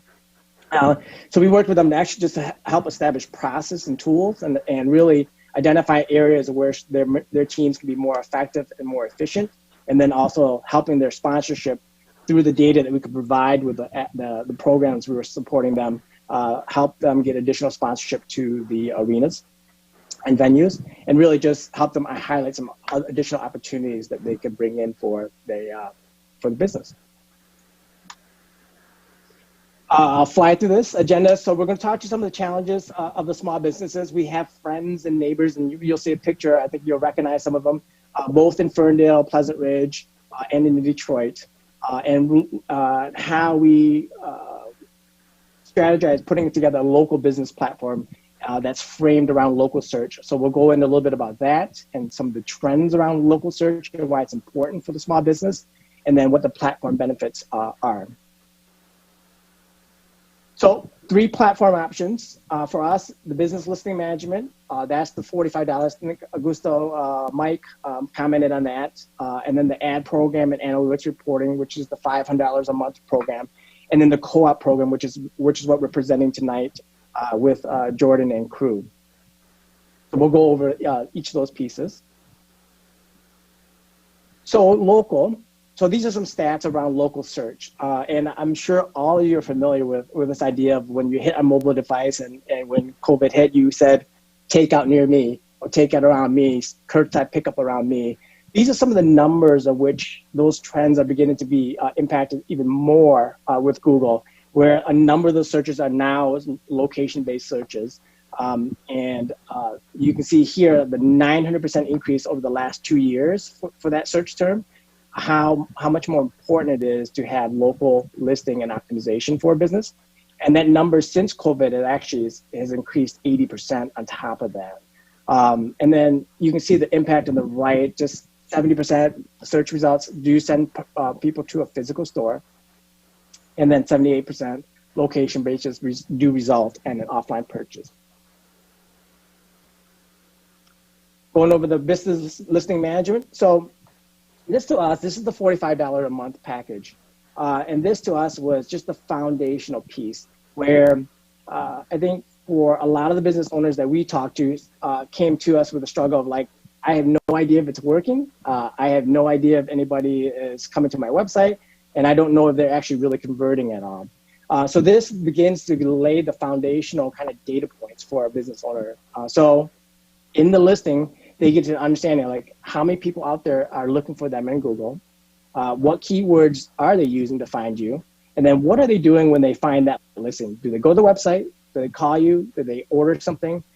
Or do they ask for directions? So the business owner gets a sense of like, okay, now I see what that landscape looks like for my business. So I have an understanding of like, if I do spend money, if I do invest in my business, how can I apply those funds? Because you'll have a sense of how many people are doing it, what keywords you should be optimizing for, and then how you can track that conversion. So it all starts with mobile, and this is why it's important. This is, you're sure familiar with this map pack that comes back a lot on the mobile search and also on desktop search. And where when Google presents something like this, you can see the idea of the information like for Toast, the Balkan House. Prior to the COVID, a lot of this information was incorrect, right? People didn't know whether or not there was dining available, didn't know whether or not curbside pickup was available. But the importance of this map pack for Google is that it's 33% of the clicks while on mobile. So that's where we want to make sure that the businesses themselves are properly listed and the information is accurate. So what the listing service does is manage that listing for the business and also does the syndication of it. So we've been interviewing a number of small businesses from Detroit, from Macomb, and other cities in Oakland County, and the accuracy of their listing is always way off. We have not found a business that the information was like, yeah, that's pretty solid. Even for the web, here, out of the 8 directories, they have a bulk of information that's missing or a bulk of information that's correct. And part of that is, someone could write a post or a release of them featuring them, and they could call it Woodward Avenue, not spelled out, Brewers. And that would be a separate listing potentially. And we're just trying to make sure that everything is consistent and that every listing that is listing that business lists that as one business versus confusing people here. And apologize here. So we look to manage that basic data for the business themselves, right? And then make sure that any social brands information that they use elsewhere in different platforms is available there. Prioritize and help them identify photos and video opportunities so that they can get an idea of whether or not those photos work. For restaurants, obviously shots of the specials of the night or meals of food has a huge attraction, and the business owner will be able to see how successful or how much views they get on that. And then we syndicate that information across the site. So you get obviously Google and Bing are the 2 major search engines now that pretty much run all the other smaller search engines. And then you get obviously within Google Maps, iOS Maps, some car GPS systems would take that information also in there if you're old school. And then Uber, Waze, and here are also part of that syndication of the information. And this is a glance of like some of the reporting that you get with the local data. We have another more dense version that is, I think someone asked about whether or not the reporting is done through Google and these platforms. It is through Google Analytics and also Data Studio.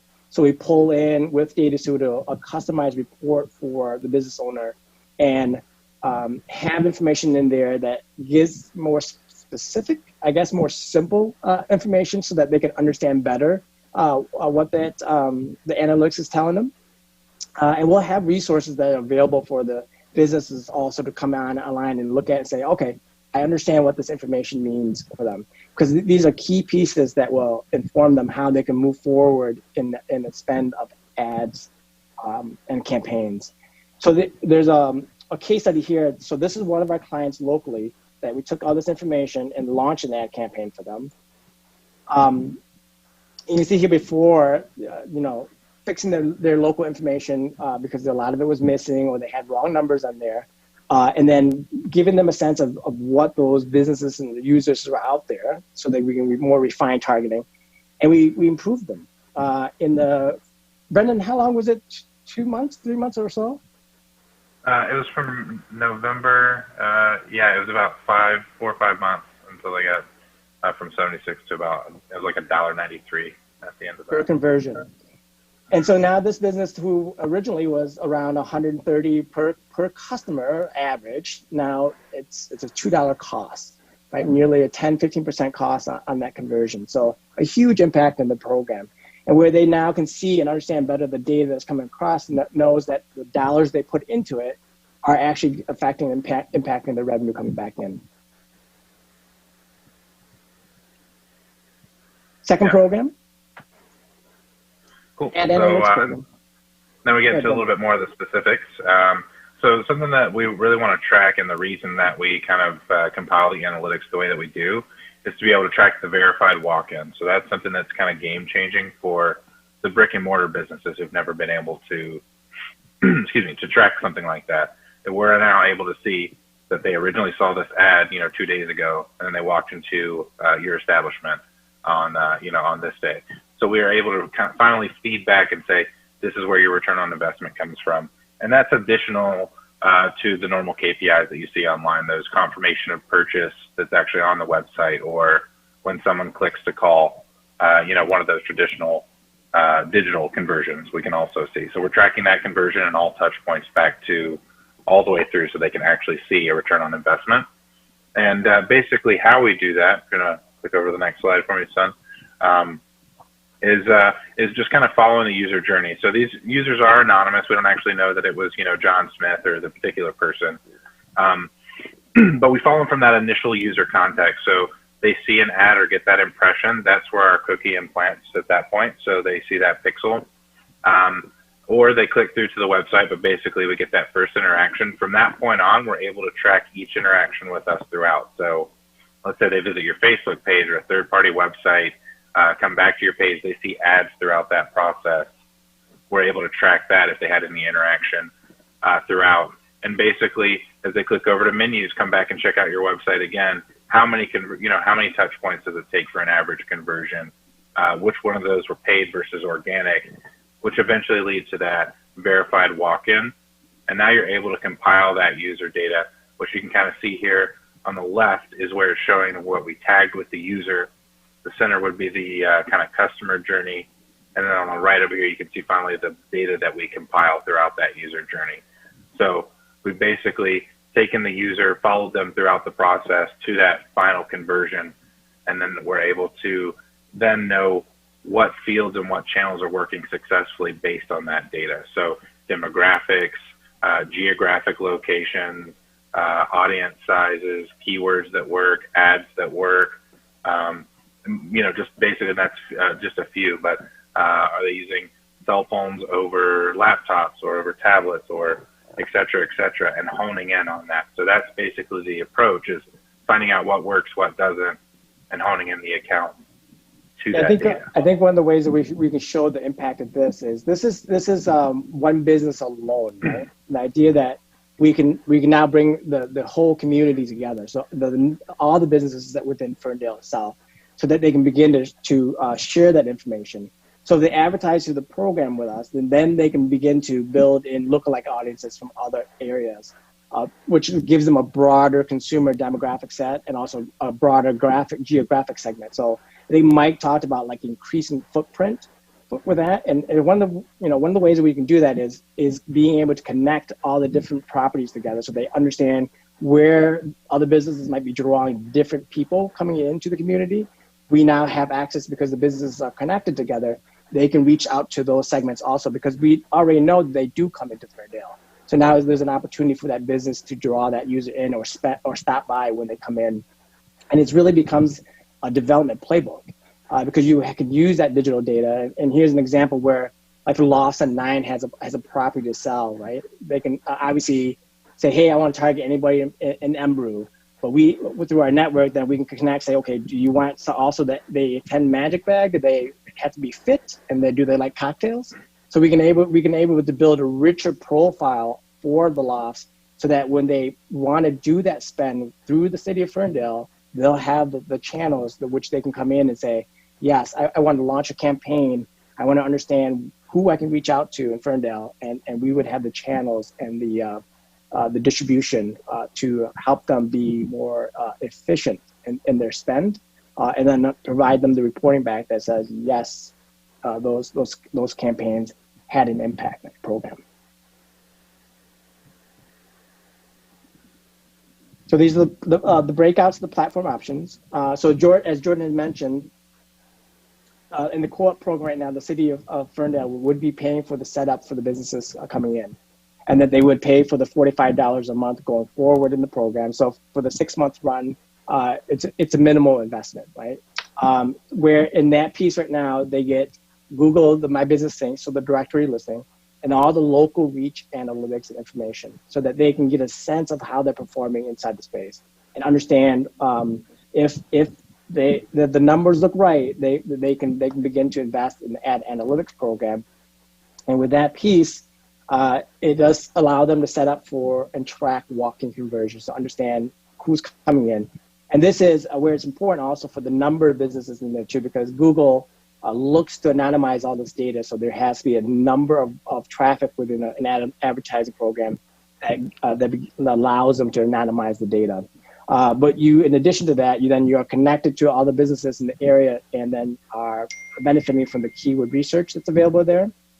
Any campaigns and successful campaigns to businesses that are similar as far as services, retail, restaurant, and then they get a richer monthly tracking and optimization report where we go in and actually hook it up to their website also. So if they have some key conversion data, like did they submit a form, did they fulfill a cart, did they book a reservation, we can track those clicks also. So then the business owner then gets an understanding, okay, yeah, social did this for me as far as the number of shopping carts submit, but organic did this for me, or search did this this number for me as far as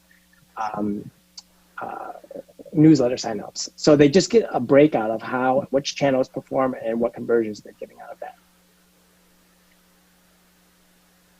I think that's questions for us. If I may, through the chair. So I understand, okay, understand that there's a membership with this product. I was just wondering, and I think you might have mentioned it at some point, that can the amenities, so to speak, be constantly upgraded with membership? Who would take care of that, or would the businesses take care of that? I mean, if they want to maybe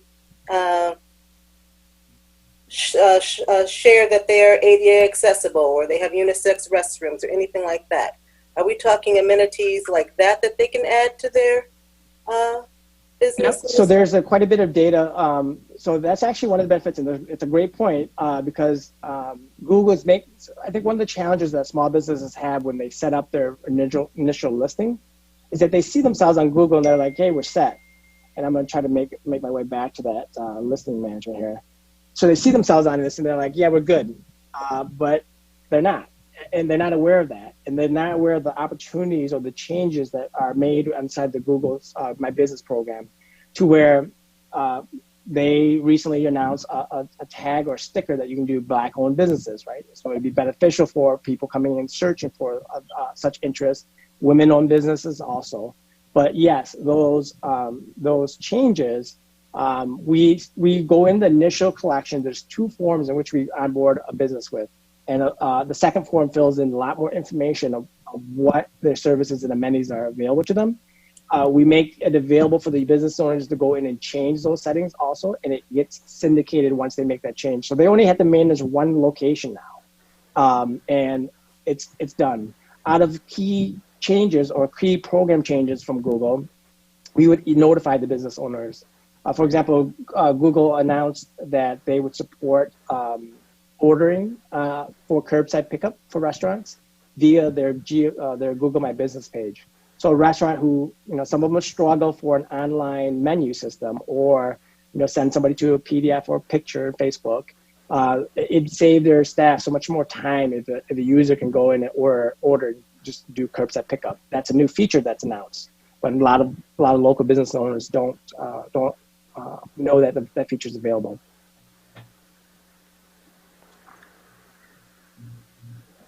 I have one question. It sounds like there's more opportunity through this program for businesses to do B2B opportunities, which is leveraging an industry for like weddings. Let's use one as an example, albeit events are not happening at their rate or intensity as before, but taking a look at where are you bringing your customers in, and how does a flower shop help a spa or a salon be part of growing that type of industry in our downtown and across the city where the businesses are part of it. Is that true? Yep. Yep, yes, it is. Go ahead, Brendan. It'll start to reveal those things too. So like trends that you didn't know existed. Let's say somebody comes into town to see a movie, and then they hit the bar, and then they grab dinner, or vice versa. It'll start to reveal trends that you didn't know existed, because we're now tracking from one initial touch point all the way through to multiple conversions at multiple establishments.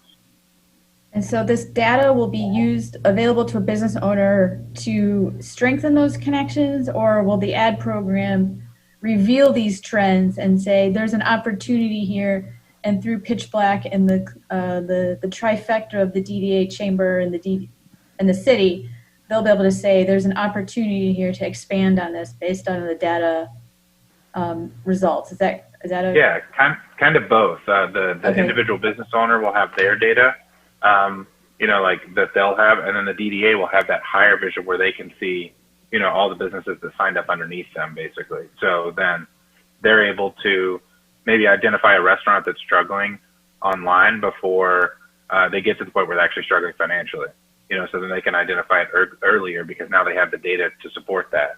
Or, that's just an example, but basically they have this overlaying data where they can now view all their restaurants as a whole, or all their retail as a whole, or all their industries in general as a whole, or dissect them into smaller subsegments to see trends among them, basically.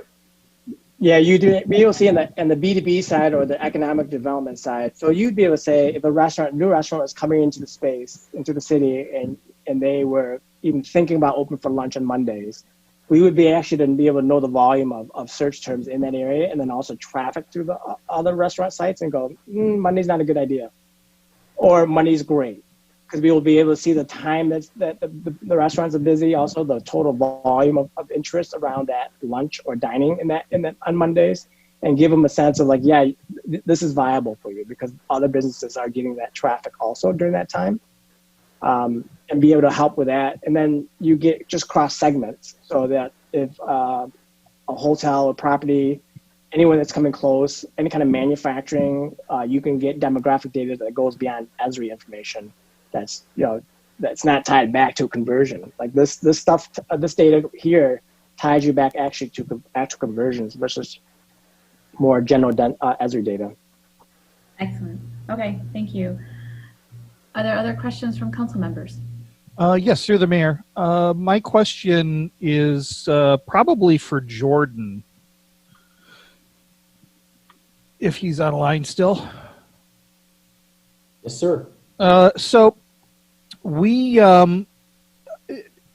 my understanding is we're going to be investing in the setup for a number of companies. A setup for a business is going to cost a couple of $1,000s.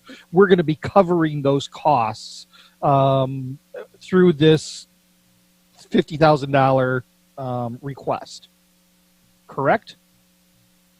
Yes, I mean, and basically the way it's set up is we're investing in an infrastructure, and there's a public benefit to it. So we get access to all that. So those cross segments that Sun is talking about, in exchange for having access to that treasure trove of data and the conversions, as well as the use of the businesses as testimonials for our campaign, they'll be able to take advantage of that infrastructure, and along the range of options that Sun talked about, they can choose the level of investment they want to do their own ads.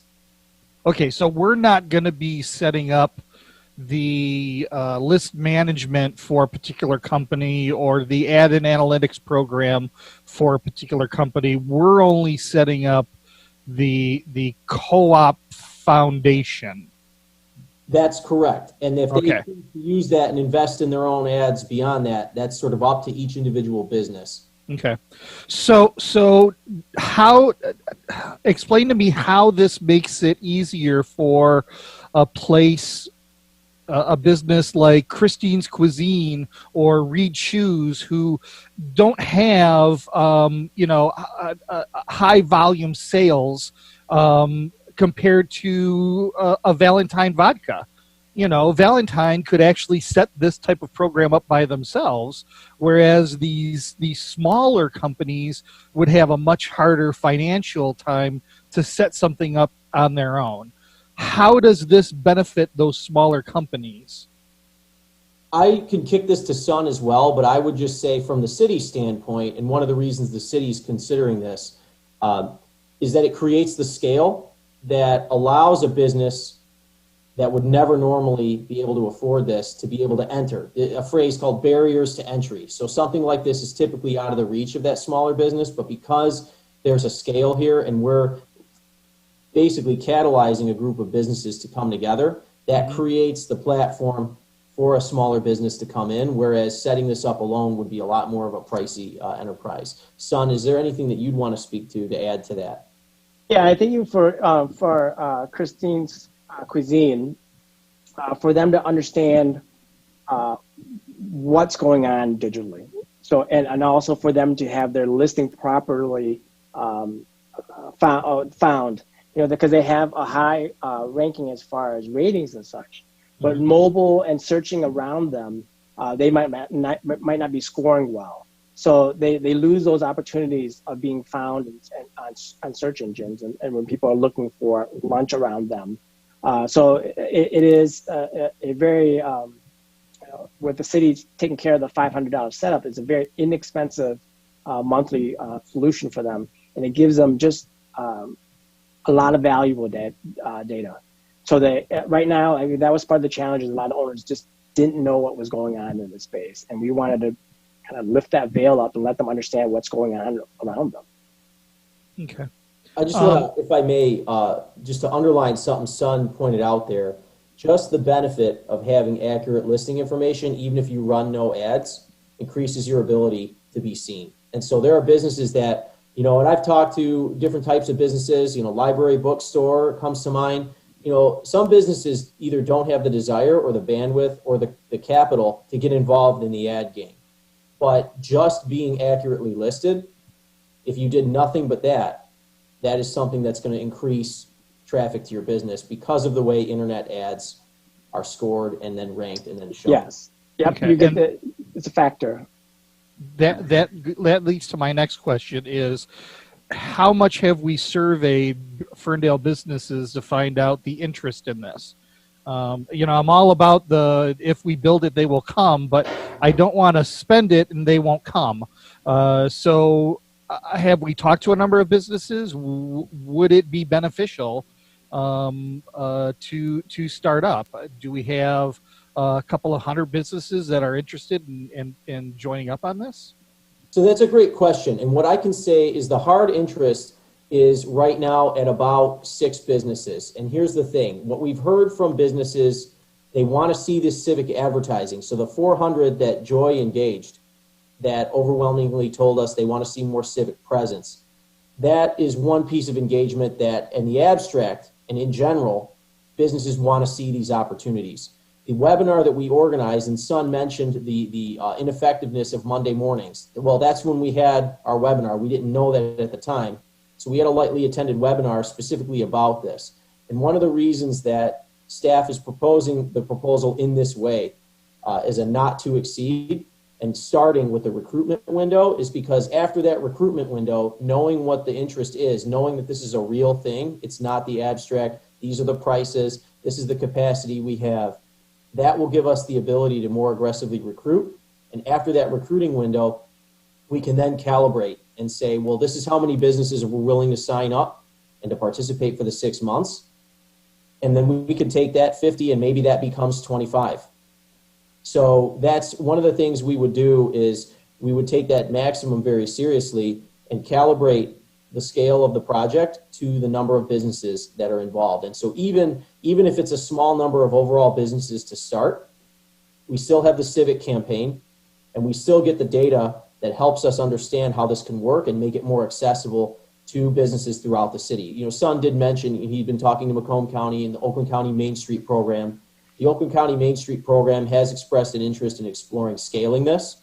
And so this is an opportunity, however, for us to move. One of the things we tried to balance is, in addition to doing the due diligence and exploring our options with getting in this space, is timely response to the businesses. So I think at the local level, we can move a little faster than Oakland County. And while Oakland County is delivering on the large-scale grants, this is something we can do at the grassroots in a relatively quicker fashion. Through the chair, I would also just ask Lena, who's our representative from the DDA, and Joy, our representative from the Chamber, if you could please just speak a little bit about the expression of business and interest on this. Sure. This is Lena. I think one of the things that came to mind, I think that was an excellent question, first of all. And one of the things that came to mind right now is that the businesses are struggling to keep their heads above water. So trying to talk to them about things that are like semi-theoretical is difficult. They are day to day, they are trying to just keep their doors open. So sometimes they don't know what they don't know. And I think the way that this is sort of staged with having that recruitment period gives us a chance to take them something concrete and say, is this something that you're interested in? When we talk to them and say, generally speaking, are you interested in advertising and marketing? They say, sure. They say, yes. But, I think going through, like what you were saying with that, some of these smaller places, they either don't have the money, or they don't have the interest, or they don't know what's out there. So I think this is a chance to really up our game in a time when they just don't have the time to think about it, to be perfectly honest with you. Sometimes even getting them on the phone can be difficult. So I think having something to put in front of them could be really useful.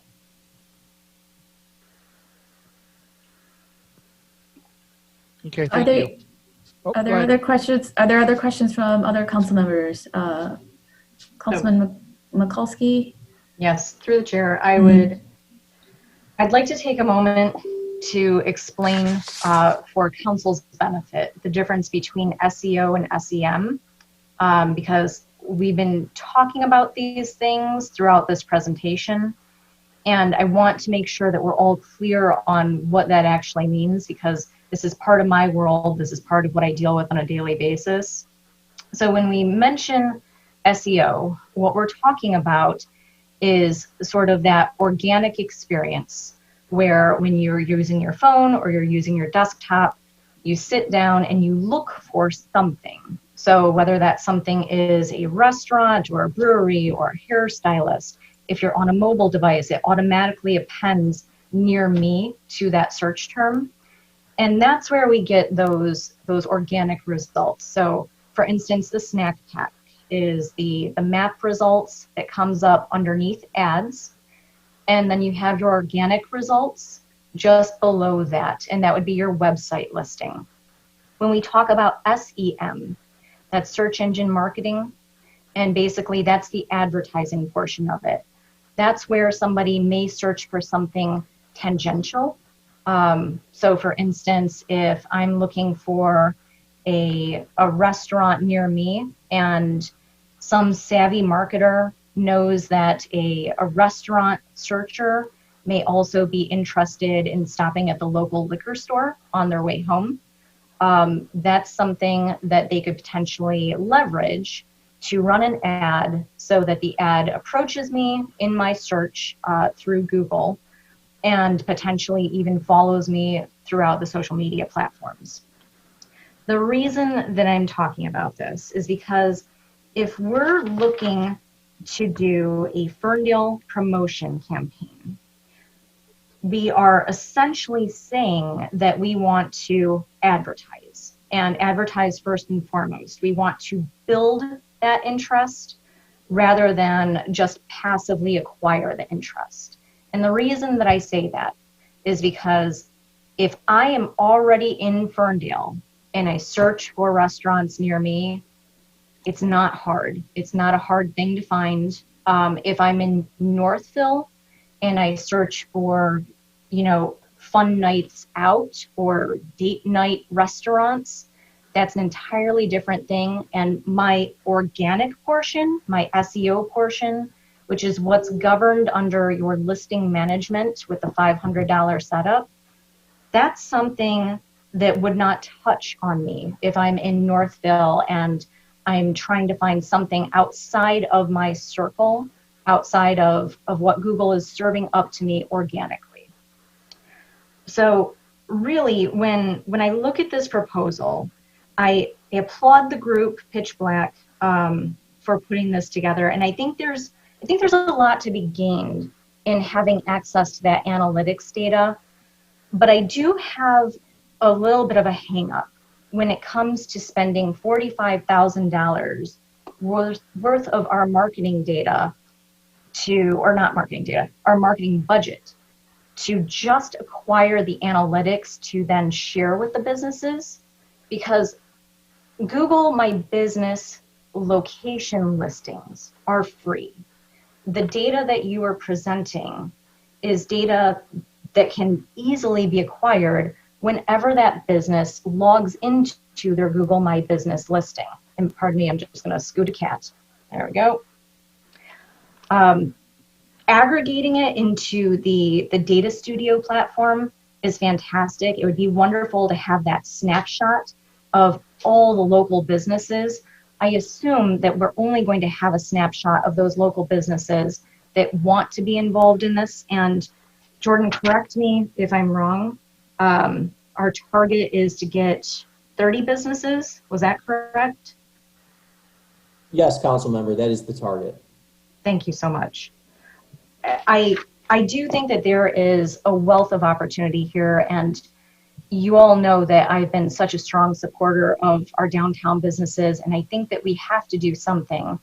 What I'd love to see with a presentation like this is maybe a stronger approach to the PR portion of it rather than a reliance on listing management. For instance, in listing management, I can go to Moz.com and spend $300 and have a local listing updated, aggregated, and synced with name, address, and phone number consistently across all platforms. And I don't have to pay a monthly fee on top of that. But your sort of savvy downtown business owners, I just did a very quick poll of the few business owners that I have direct contact with. And in explaining some of the platform options, the listing management piece was of less interest. They love the price point. $45 a month is entirely affordable. But the value there, since we know that, for instance, with any of the visibility issues that you were talking about, where there might be missing data or an incomplete name, address, phone number, Google and search engine results really only care about a handful of them. They care about Google search, Google Maps, Facebook, Bing, sometimes Foursquare, and then everything else is just a bonus. Hot Frog, US Info, Show Me Local, Navi, Here, TomTom, Uber, and Factual. You know, if those aren't updated, as long as it's not super high competition and as long as somebody's willing to look at the local pack, I don't see the value there, except in the intelligence that we might potentially gain. But the business owner, that intelligence is going to be small because they're already getting it on their Google My Business local listings. So they can already advertise using all of that information. So really what I'd love to see, because I do believe in this and I do think that we should be moving forward with something like this, I'd love to see some case scenarios sort of fleshed out for some of our local businesses, as well as that testimonial piece about our Open in Ferndale page. I'd really like to see what that would look like. Would that be more like a PR experience where we're talking about a Valentine vodka or the cleaners that we had featured on that page? If we do something like that, that may very well be a huge boost to their visibility, because in the PR world, when we're advertising in that capacity, that sort of placed media, a lot of times we see a long-term boost of about 6 months, sometimes even longer, for any sort of placed media.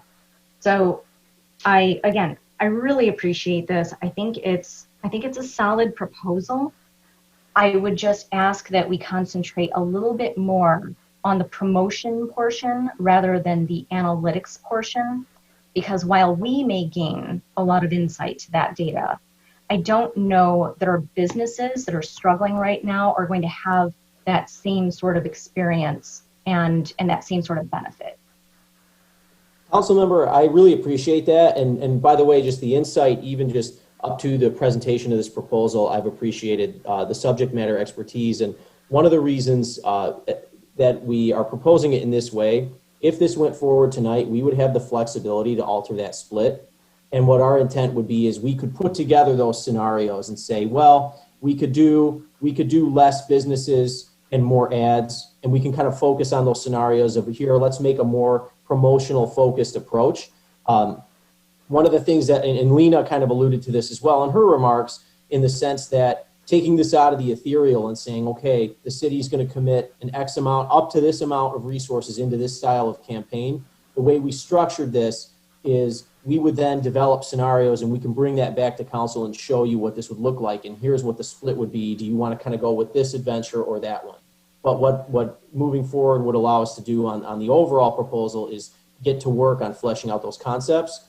But we can kind of proceed at the direction of council on that. But I think your expertise is well taken on that. And I think we have the flexibility under this proposal to go in either direction. It's really up to us.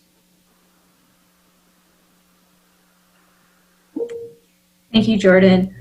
One of the things I love about being on council with our team here is the strength that everybody provides, and I so appreciate Councilwoman Mikulski's professional acumen around this topic, because you help make the project better and the policy better and the approach better. So thank you for your insights, and I hope that we can expand on that as well from what she has recommended. Are there any other questions from council?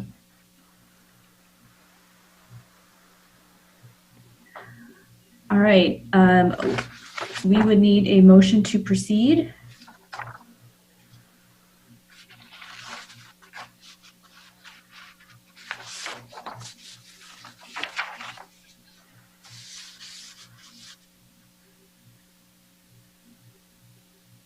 Do we have a motion to proceed?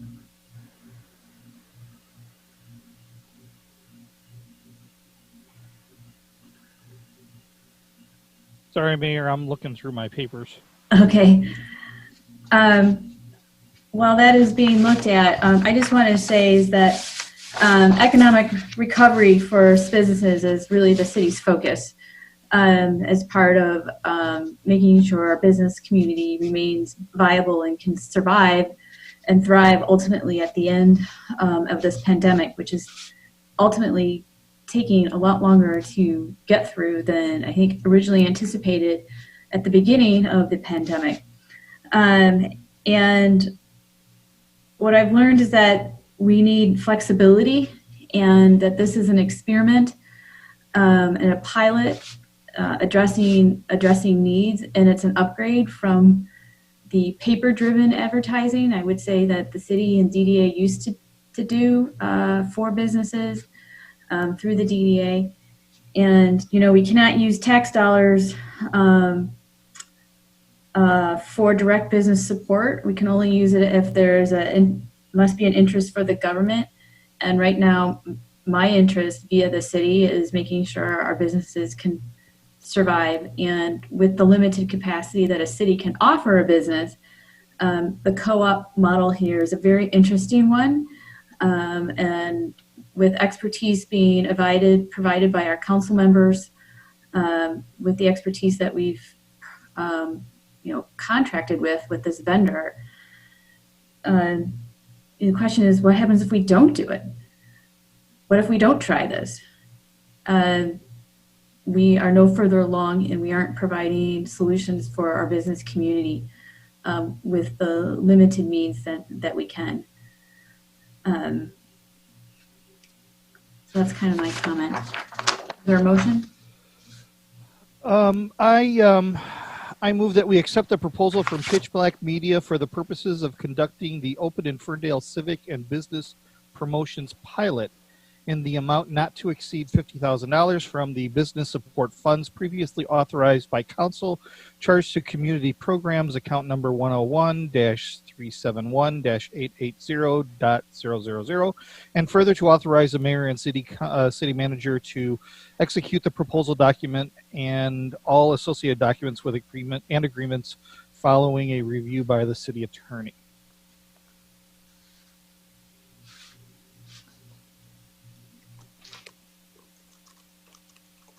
Is there support? Support. Moved by Polika, support by James. With the motion on the table, I just want to say I appreciate council's ability to try new things. And if this is a model for the county to expand, I think that says a lot about what I call the trifecta power team of the city, DDA, and chamber. As part of the pandemic response, which is some innovation coming out of how do we change up how we're supporting our businesses. And so, and I also have a comment is that I'm expecting that the city staff always do, but regular reporting on the progress and success, particularly after the recruitment period. Through the mayor, if I may. Mm-hmm. So I've been going back and forth over this project since I first learned about it several weeks ago, and one of the things that has really kind of encouraged me to support the project is lately I've been noticing a lot of Open in Royal Oak commercials, and they are really promoting their downtown. And if we had the budget to promote our city the way that they do, this would be a no-brainer, you know. But we don't have, you know, the same level of funds that they have available. We're a much smaller community, much smaller budget. So I think this is actually a better opportunity for us to promote the city. When people are doing searches, they get the immediate result as opposed to watching a commercial and then maybe 2 days later you're thinking, where do I want to go? And you type it in the phone and Royal Oak's not going to come up, but Ferndale will. So I think this is an opportunity for us to really market our downtown and the whole idea of, you know, open for business. Thank you. Through the chair. When can we, as a council, expect to see? Is this, Jordan? Was this a 6-month pilot? Is that what I heard? Yes, indeed. Yes. So, at the end of that 6 months, will we? If this is approved tonight, I would expect for another report to come back to council regarding how this has impacted the businesses and is it of any benefit. Have they seen an increase in their patronage, etc.? I mean, I'm all about supporting the downtown businesses, but again, like I believe Councilman Pollack has stated, we would want this to be as impactful as it sounds like it would be on paper. Yes, council member, at council's direction, at minimum, we would provide a midway report, so at 3 months, and a final report at 6. And we will also provide additional reporting ahead of the launch to get your feedback on the proposed split, you know, the size and the scope of the ad campaign versus the analytics share. So we would provide all of that reporting, and we could provide additional milestones if requested. Absolutely. Yeah. And anything else, Mayor Pro Tem? I was going to say, and also through the chair, I would, again, hope to see a diverse mix of those 30 businesses. Absolutely. Yes, a targeted outreach to women and minority-owned business owners would be part of the campaign for direction from council to the trifecta team. And then one final question for me that I just thought of.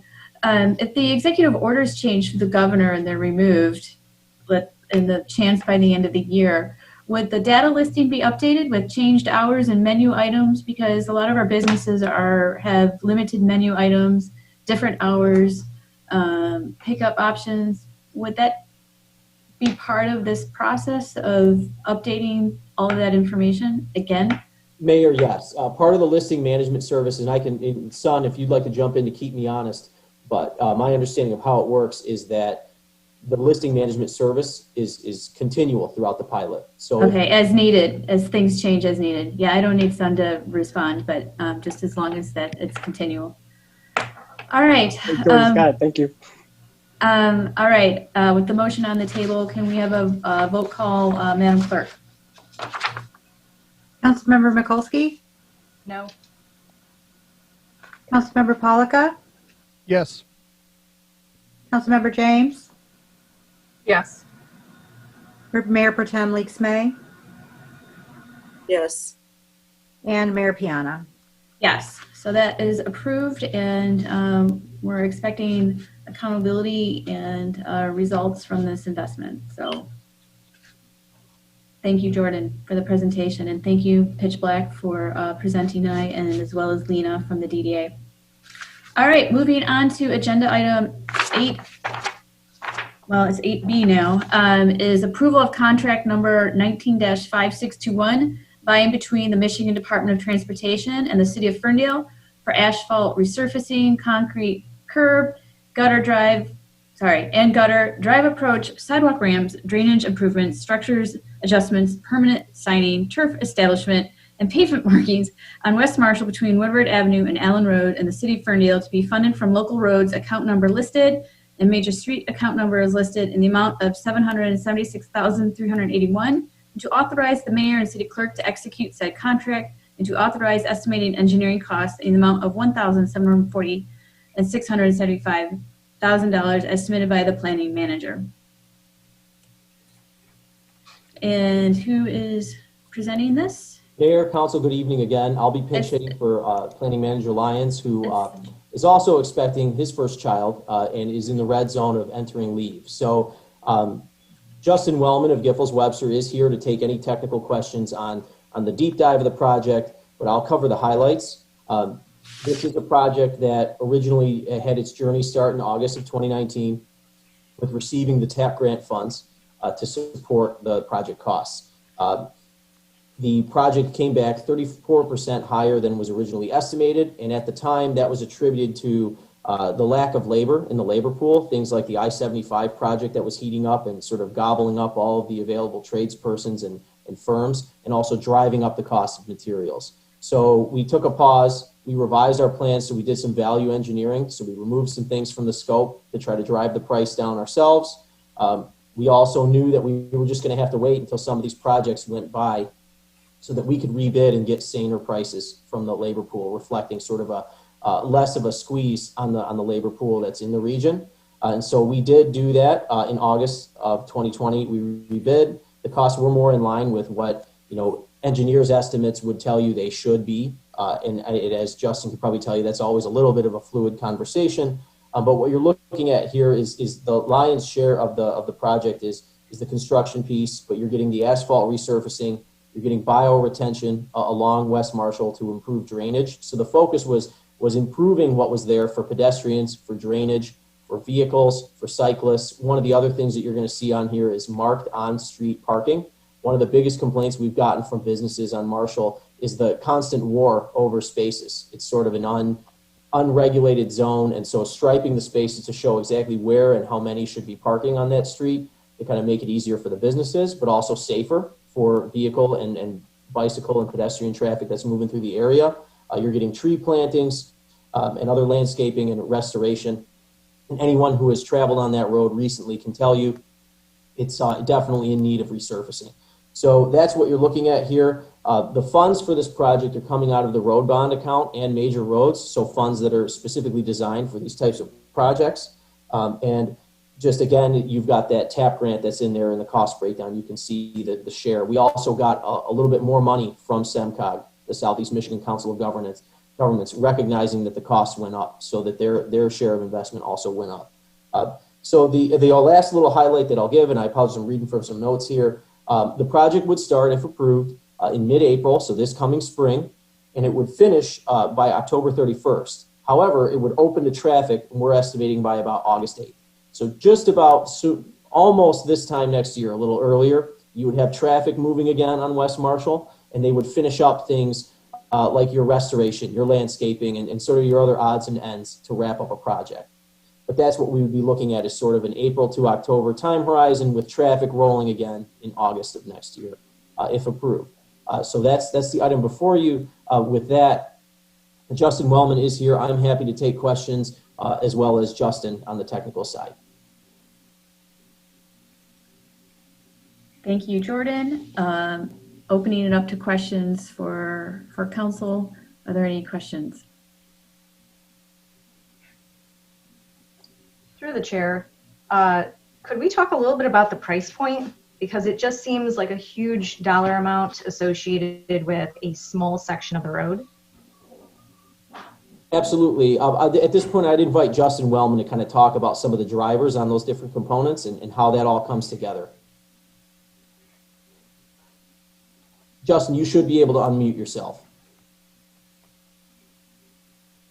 Seeing some head nods. Okay. All right. Yeah, got it. Okay. So really the biggest cost with the road is the fact that we are going to be widening the road a little bit on each side in order to facilitate the addition of bike lanes on that stretch of road, which is going to in turn require all new curbs along the corridor on both sides of the road. and then also all new driveways where they currently exist now would all be removed and replaced, upgrades to all the sidewalk ramps, as well as adding some new ones. So the significant cost is in all of the concrete curb and gutter work that is going to be on that segment of road.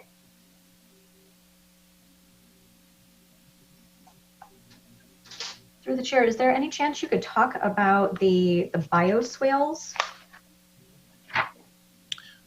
So as a part of planning's desire to add more green infrastructure to the project, we took a look at some possible locations where we could install rain gardens to try to reduce the amount of stormwater flowing directly into the storm drains.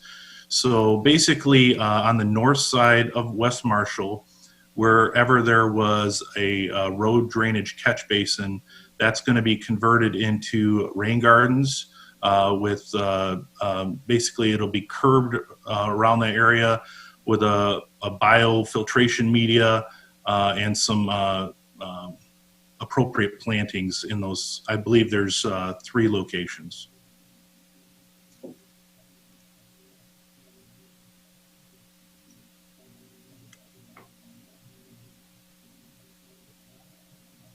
All right, and then I'm going to follow up with a question that someone asked during call to audience, that there seems to be an increase in price. I think that was addressed, but I just wanted to bring it up.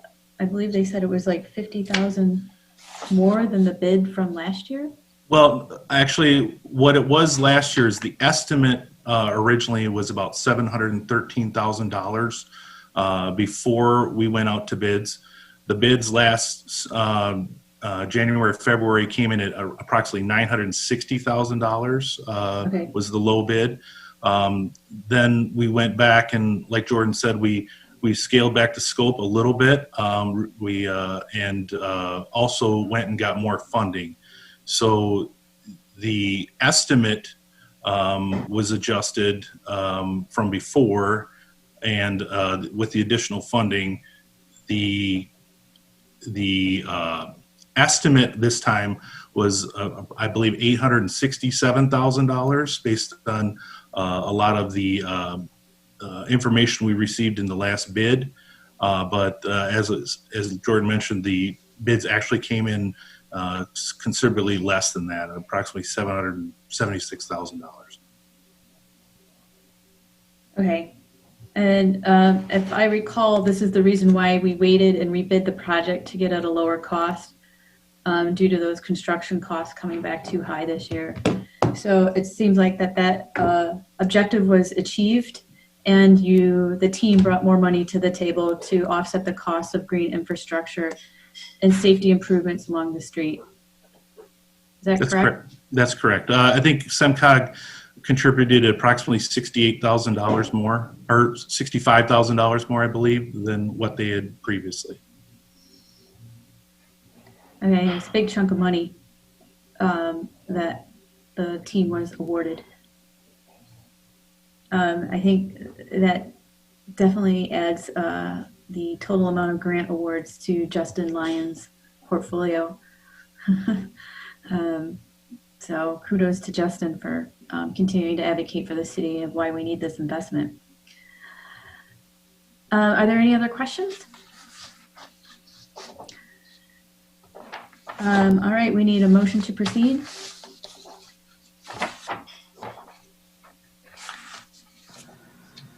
Through the chair, I hate to have to repeat this whole thing, but here we go. I move to approve contract number 19-5621 by and between the Michigan Department of Transportation and the City of Ferndale for asphalt resurfacing, concrete curb and gutter drive approach, sidewalk ramps, drainage improvements, structure adjustments, permanent signing, turf establishment, and paved markings on West Marshall between Woodward Avenue and Allen Road in the City of Ferndale to be funded from local roads account number listed on the agenda and major streets account number listed on the agenda in the amount of $776,381, and to authorize the mayor and city clerk to execute said contract and to authorize estimated engineering costs in the amount of $174,675 as submitted by the planning manager. Through the chair, if I may, Councilmember Ritter James, that was an excellent read of a very long title. I do think you have to explicitly indicate council's approval of the resolution as well. Okay. And I will add to my motion approval of the funding resolution as attached to the agenda packet. Thank you, Councilmember. Support. Moved by Councilwoman James, supported by Polika. Madam Clerk, can we have a roll call, please? Councilmember Polika? Yes. Councilmember James? Yes. Mayor Pro Tem Leaks May? Yes. Councilmember Mikulski? Yes. And Mayor Piana? Yes. I'm glad this is moving forward finally, because the street is a disaster for biking and for driving. So I'm glad this is targeted for early next year. So thank you, team. Next on the agenda is 8C, which is consideration of the Community Affordability Inclusive Housing Action Plan as submitted by the CED Director. So Jordan, it's your show tonight.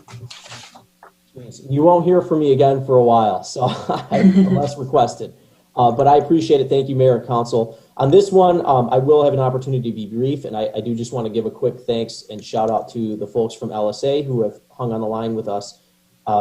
This plan has been before Council now, and we've had the community engagement associated. And so what I'm going to do is just kind of recap where we are. So tonight, you have the full plan in front of you, and folks at home can follow along.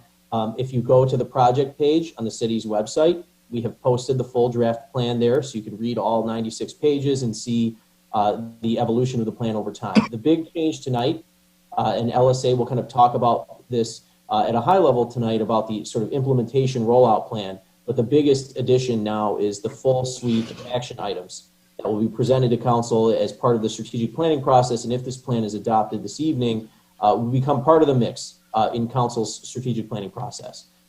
So with that, I'd like to kick it to Ryan Price at LSA to talk about where the plan is now and those final details that are here for your consideration.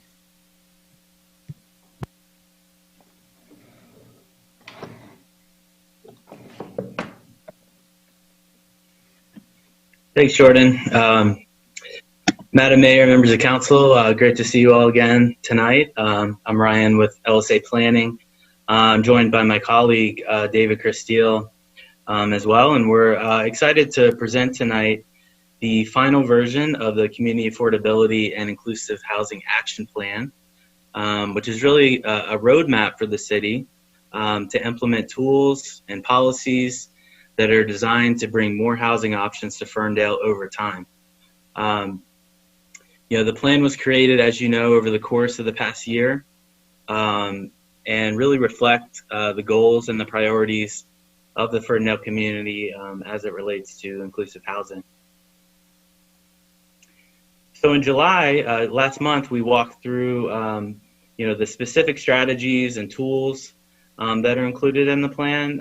And so tonight, we're going to talk through the various elements of the plan and sort of how we got here.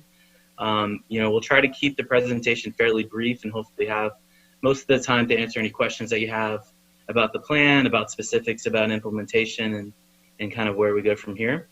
So you can see here some of the items we'll be covering, quickly recapping the 8 strategies that we discussed in July, talk through the planning process and the different phases that we went through over the past year.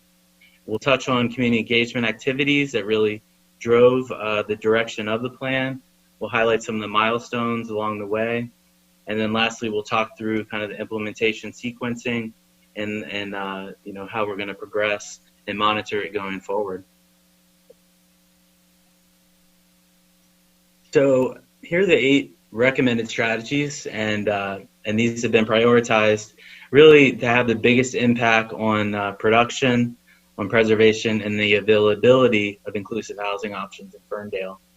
These 8 strategies really are kind of the core of the plan, and specific implementation steps for each of these are provided as a roadmap moving forward. It's also critical to note that these 8 strategies are consistent with the principles and the goals that were developed by the community. So those, those goals and principles and, that visioning that took place in the fall really kind of informed the types of strategies and tools that are included in the plan. And then, these strategies are really designed to help the city achieve, to meet the community goals over time as it's implemented. So the 8 strategies here are really to leverage density for affordable housing through voluntary inclusionary zoning, which the city has a policy in place now, but we're suggesting some tweaks to that policy in the near term. To establish a local housing trust fund, which provides a wide flexibility of how funds can be used for housing initiatives. To make some city-owned land available for mixed-income housing, and again, there would be a very careful vetting process and community engagement that goes along with that, but some of the city-owned sites to make those available. To preserve existing affordability through home rehabilitation. To facilitate more housing stock diversity through zoning code changes and potentially some overlay areas with zoning. To explore the viability of adaptive reuse of commercial and industrial areas for housing. And then lastly, to utilize a tool known as payment in lieu of taxes, or a pilot, to expand mixed income housing in Ferndale. So this slide shows kind of the different phases of the plan's development, and the approach is such that each phase really builds on the previous phases. And at each phase there's a feedback and a refinement loop with the community, which is shown there in green. And so at the start of the plan, back in July of last year, we conducted a detailed study on the city's housing market and the demographic and economic trends that are occurring, and specifically how these baseline trends are really impacting the housing options that are in the city now. So then we began, after the market study, we began interfacing with the community on inclusive housing and kind of what it means in the Ferndale context, and also the principles and kind of the vision of the community as it relates to housing and inclusive housing. So then we worked with the community to identify priorities, and these are reflected in kind of the goals and the focus areas, if you recall the 6 focus areas that we have for the plan. Using those community priorities, we then brought in the tools and the strategies that are designed to achieve those community goals over time as the plan progresses. And so the tools and the strategies are customized for use in Ferndale, but it's also important to note they're leveraging best practices and approaches that have worked in other communities in Michigan, and then also throughout the country that are facing similar housing challenges and a rising cost market. Lastly, the plan outlines specific implementation steps for each of the 8 strategies, and this is kind of what Jordan alluded to. And so if you look at the plan, there's detailed kind of a path forward for each of the strategies, and kind of the general sequencing of when those would occur, whether it be near, mid, or longer term items. So as we've said throughout our time together, over the past year, that the community dialogue has really been a vital input into the design of the plan. So there were 4 main channels of community engagement, as you can see here on the left, that really helped shape the plan to what it is today. And I think it represents really just how critical this issue of housing is to the Ferndale residents. So the feedback we received throughout the past year has been very informative, it's been insightful, it's been abundant. Really, many different parts of the community weighed in on this issue and showed up with their thoughts and opinions and their feedback. And so you can see here on this slide kind of a glimpse of a number of things, but and all this detail is provided in the plan. But it's a glimpse of the survey, the community survey, feedback, images from the community meeting that we held, back in February, where the goals, the priorities, the strategies were discussed and debated within the community. And then also the 6 advisory group meetings you can see there at the bottom that we held over the course of the year that really, kept things moving along and really ensured that as we were moving forward, the plan was representing the vision of the community. Here we have a timeline and some of the key milestones of the planning process. You can see really that the process was iterative and collaborative, and so each time that a milestone was reached, feedback and refinement from the community were incorporated into the plan element, which we think really makes the document richer, reflective of the vision of the community. And so you can see the 6 advisory group meetings that were held, a number of city council check-ins, and then kind of circulation of these milestones, these plan elements, whether it be the definition, the principles, and we moved on to kind of prioritizing within the community, and then taking those priorities and turning them into strategies, and then how those strategies would be implemented going forward. So as I mentioned at the beginning of the presentation, each strategy has a set of specific implementation steps that the city can use as a roadmap going forward. I believe there are 46 to be exact steps. And so the sequencing of these implementation steps are broken down into near-term items, those that would be implemented kind of within the first 2 years from the plan adoption, if it is adopted, to the midterm items, which would be more in the kind of the 2 to 4 years out range, and then lastly the longer-term items, which would be more in the 4 to 6 or even more years out until it's implemented. And so really the structure of the sequencing is intentional so that the city can begin to see progress, soon, right out of the gate on some of these items, but also keeping kind of longer term, kind of bigger moves in motion, if you will, like as the shorter term strategies are implemented, keeping those longer range items, I think, kind of in the sites and on the work plan is really critical. So another component to this, you can see at the bottom of the slide, is a monitoring plan. And the idea that this would be produced about every 2 years, as implementation kind of picks up the pace, you could certainly shorten that time frame. But I think, these are pretty big implementation steps, many of them. And so 2 years is usually a pretty sweet spot on getting some things accomplished in a realistic time frame. And so the monitoring plan, which is included in the appendix in the plan, just a kind of a template, will have 3 sections. It'll have kind of the trends and the outcomes. And those are items that really track the impacts, of the inclusive housing policies over time. And so that's really where you start to see the fruits of the labor showing up in the data. And so that's the outcomes and the trends. Then there's also a metrics dashboard. And the metrics dashboard provides specific targets related to each of the 6 community goals and focus areas. And then those are tied to strategies that are within the plan. And then lastly, there's an implementation plan.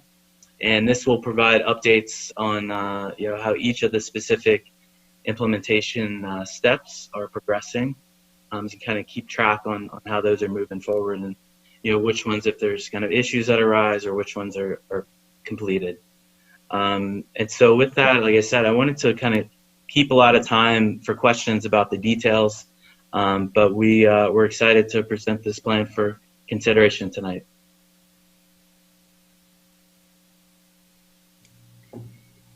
Thank you for being here, Ryan, and walking us through this final plan. I'm just pleased that this project is coming to a conclusion after a lot of hard work from our residents and from staff and council members. Are there any questions from council members at this point?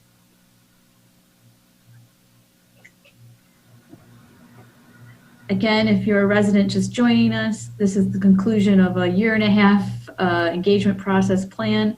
This plan has come multiple times to council prior to this evening for feedback from residents and presentations from staff on updates of the progress. And so tonight is the conclusion of this journey. Through the chair, could we talk a little bit about recommendation number 5 and what it means for our single family housing throughout the city? In particular, concerns that there might be of rezoning R1 properties. Would things still go through the zoning process and through the normal scrutiny if we move forward with this plan? Yeah, that's a great question. So I think that the idea or the strategy behind number 5 is really it's not necessarily to seek a bunch of rezonings in a single family neighborhood.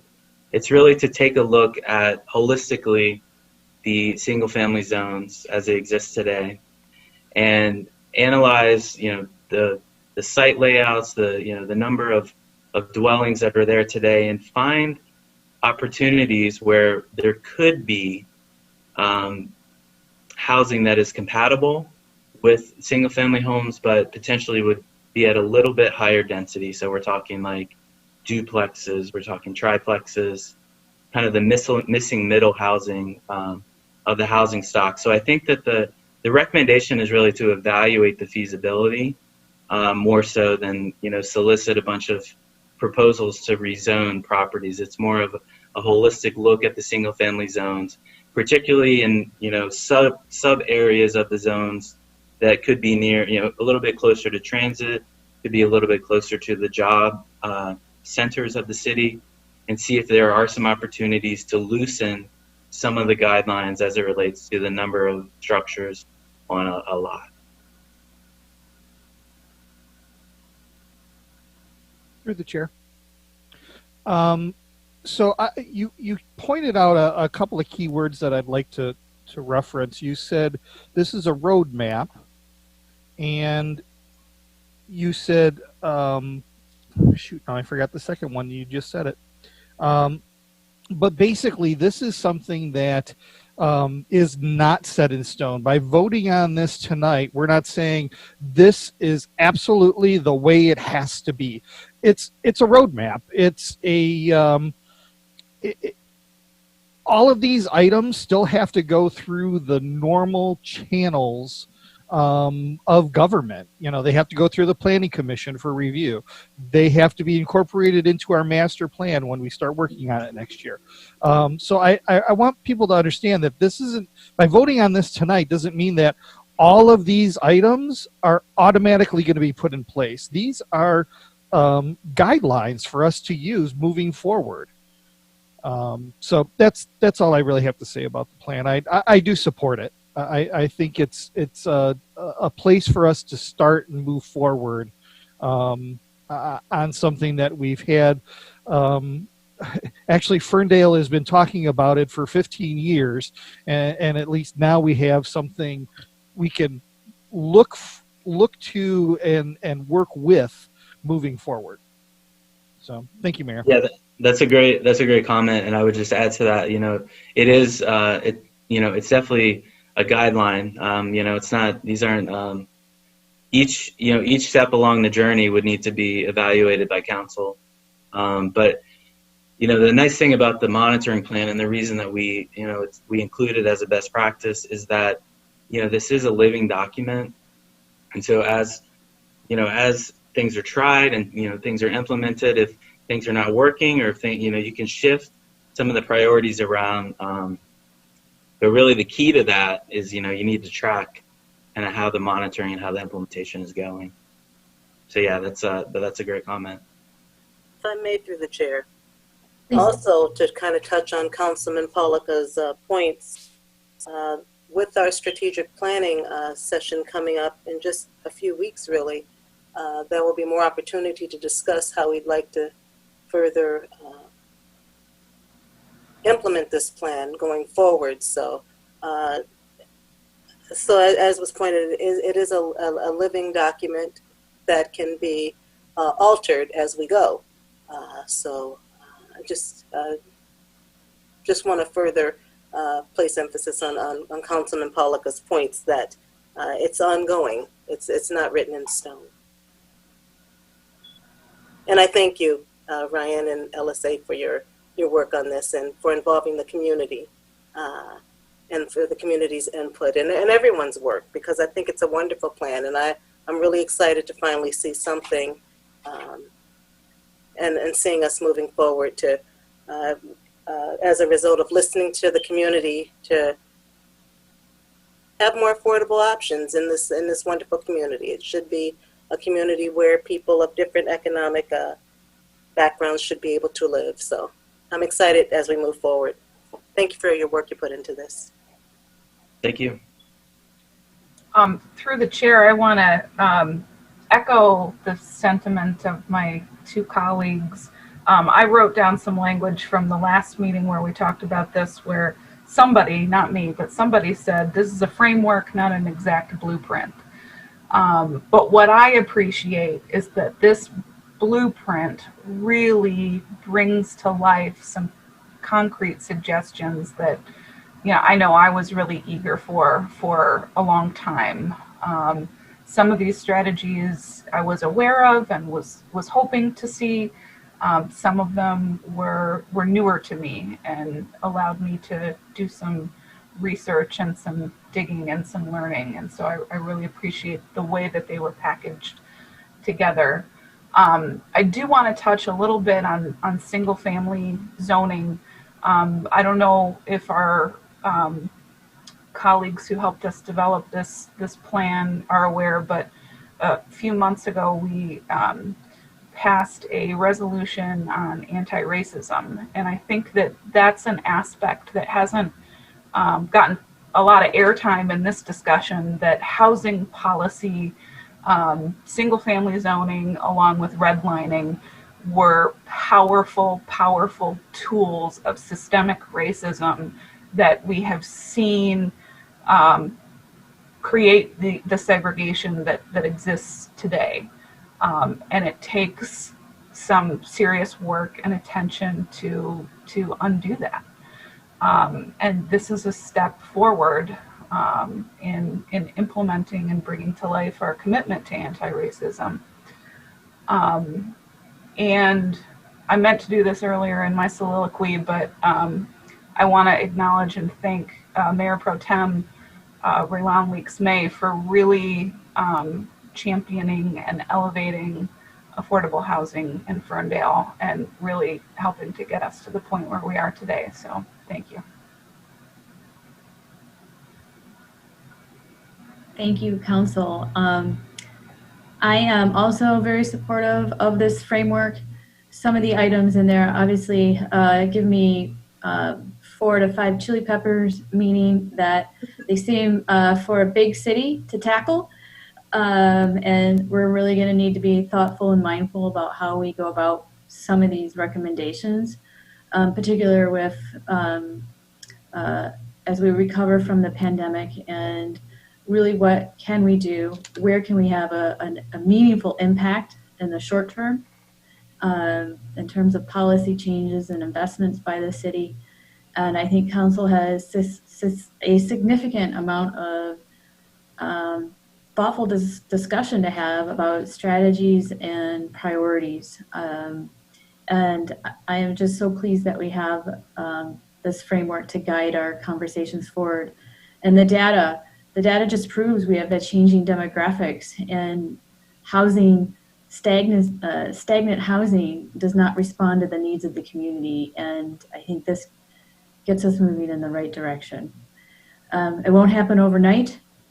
And we need partners, the county, the state, the federal government that doesn't remove fair housing regulations to make sure people have access to fair housing, which is underway now. So there's an assault on federal housing policy that is going to trickle down and hurt the communities like Ferndale. So these are all things that we have to keep in mind as we go forward with our strategies and implementation. With that, we need a motion to proceed.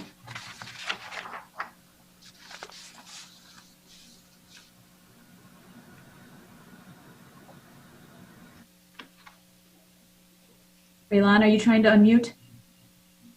No.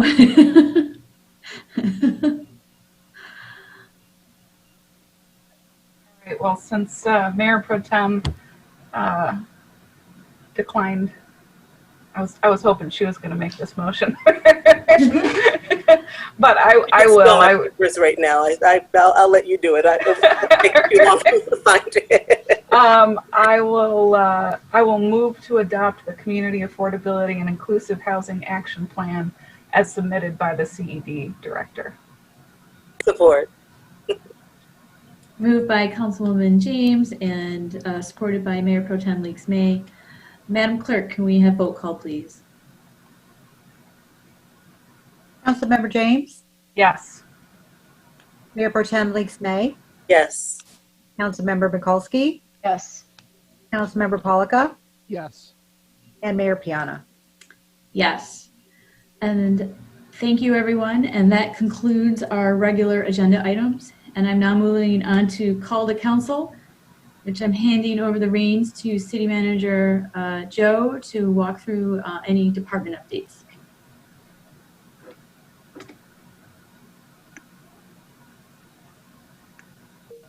There we go. Sorry about that. Thank you, Mayor. This evening, tonight, we will be beginning with Police Chief Palazzolo.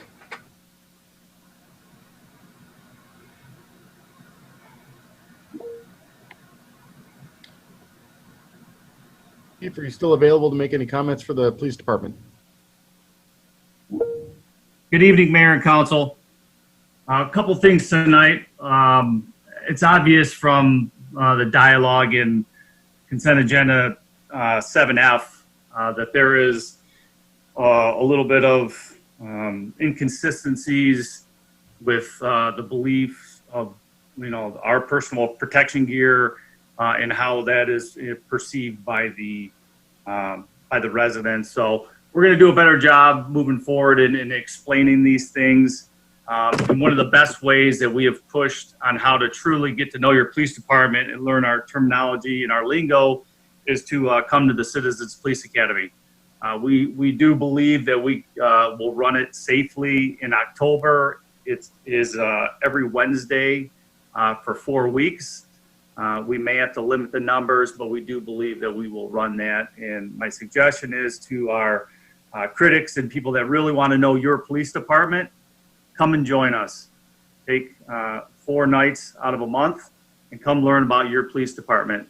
Come learn about the people that work for you, that patrol this city, learn how we do things in and out. And I think after that, you'll have a much better appreciation, or at least an understanding of the works of the police department. The second thing is we've got about 2 months before the elections, and it's been pretty apparent through social media that certain political beliefs are not being tolerated here in town. I want to remind everybody that this is an inclusive city, and the First Amendment does go both ways. There's been several incidents of theft and damage of personal property of people that are flying certain political beliefs. So just a reminder that to treat your neighbors well. There is always room for dialogue, even if you disagree, but respect each other's privacy and property. And that's all I have. Thank you. Thank you, Chief. Next, we have our Director of Communications, Kara Sokol. Good evening, Council. I wanted to just take a minute to provide an update in regards to Facebook and events, kind of circling back to some of the comments made by residents earlier in the meeting. I just wanted to kind of add to what the mayor said, which is this is something that Council has asked the communications department to look into in the past. Months ago, actually, even before we heard any requests from residents. And just a quick clarification that in communications and marketing, even though it seems a little counterintuitive, sometimes more posts more often isn't necessarily transparency or a transparent practice. And in fact, this is very counterintuitive, but it can sometimes actually decrease the amount of times our content is shown to our audience members. It's a lengthy discussion about Facebook algorithms that we won't get into tonight, although I'm always happy to have that conversation. But basically, Facebook rewards pages that show engaging content. Engaging content being content that people like, share, or comment on.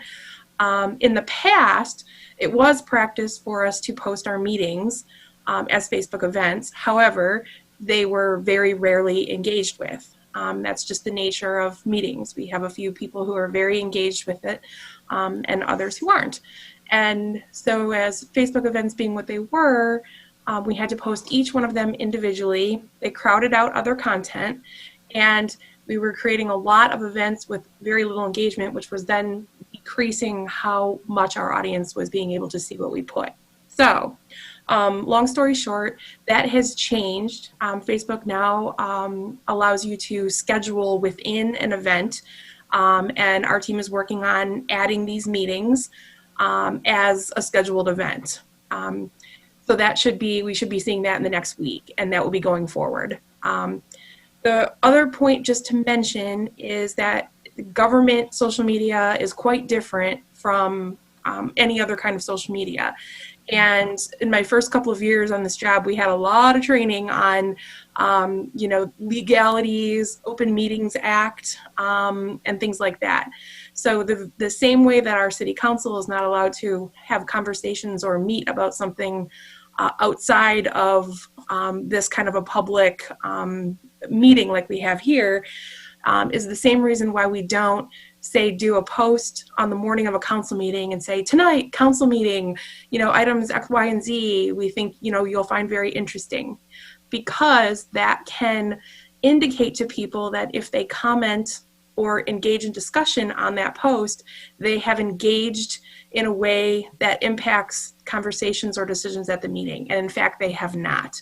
So that is a practice that we are encouraged not to engage in. So again, sounds a little counterintuitive, but I just want to let everybody know that there are a lot of reasonings and information that go into the decisions we make.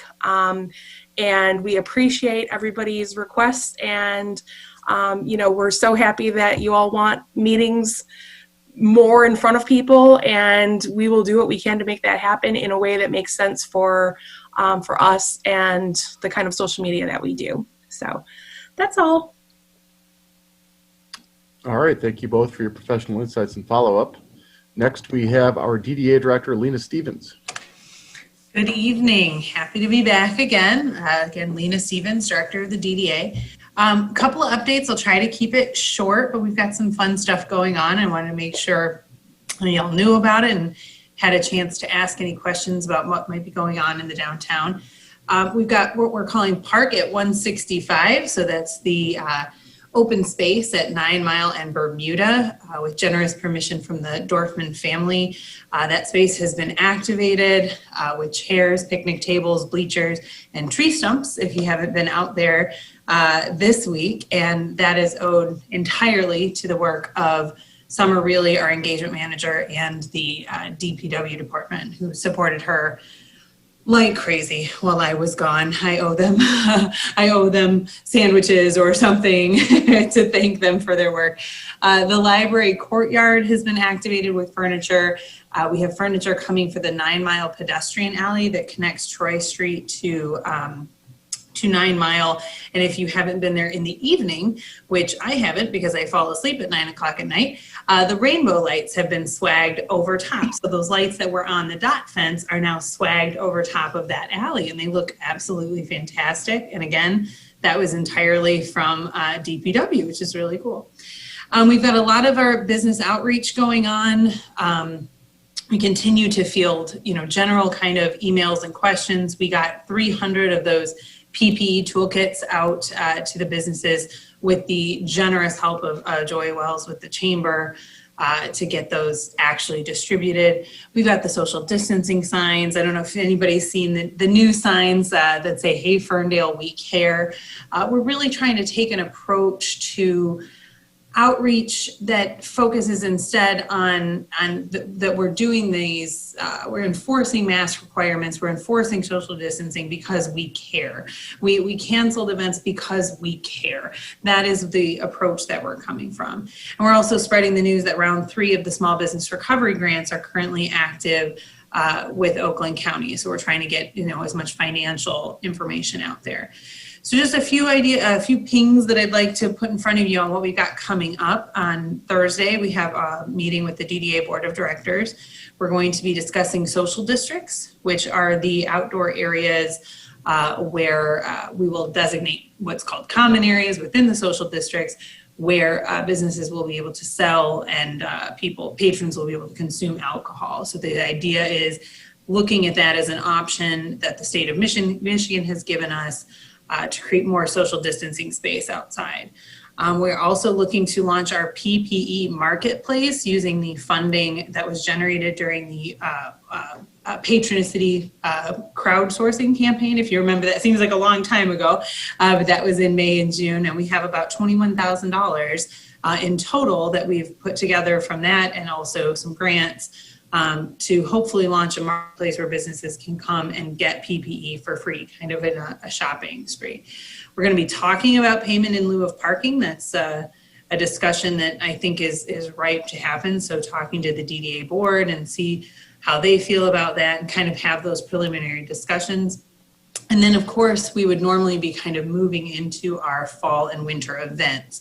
So we are looking at trying to find ways to have socially distant events for Halloween, Small Business Saturday, the winter holidays, looking at upping our game even more with the lights, maybe a window decorating contest, things where we can engage people, safely in our downtown, and working with the Parks and Rec department on that. So a lot of stuff coming up, and happy to field any questions if anybody's been noticing anything or has any questions about things that have been going on.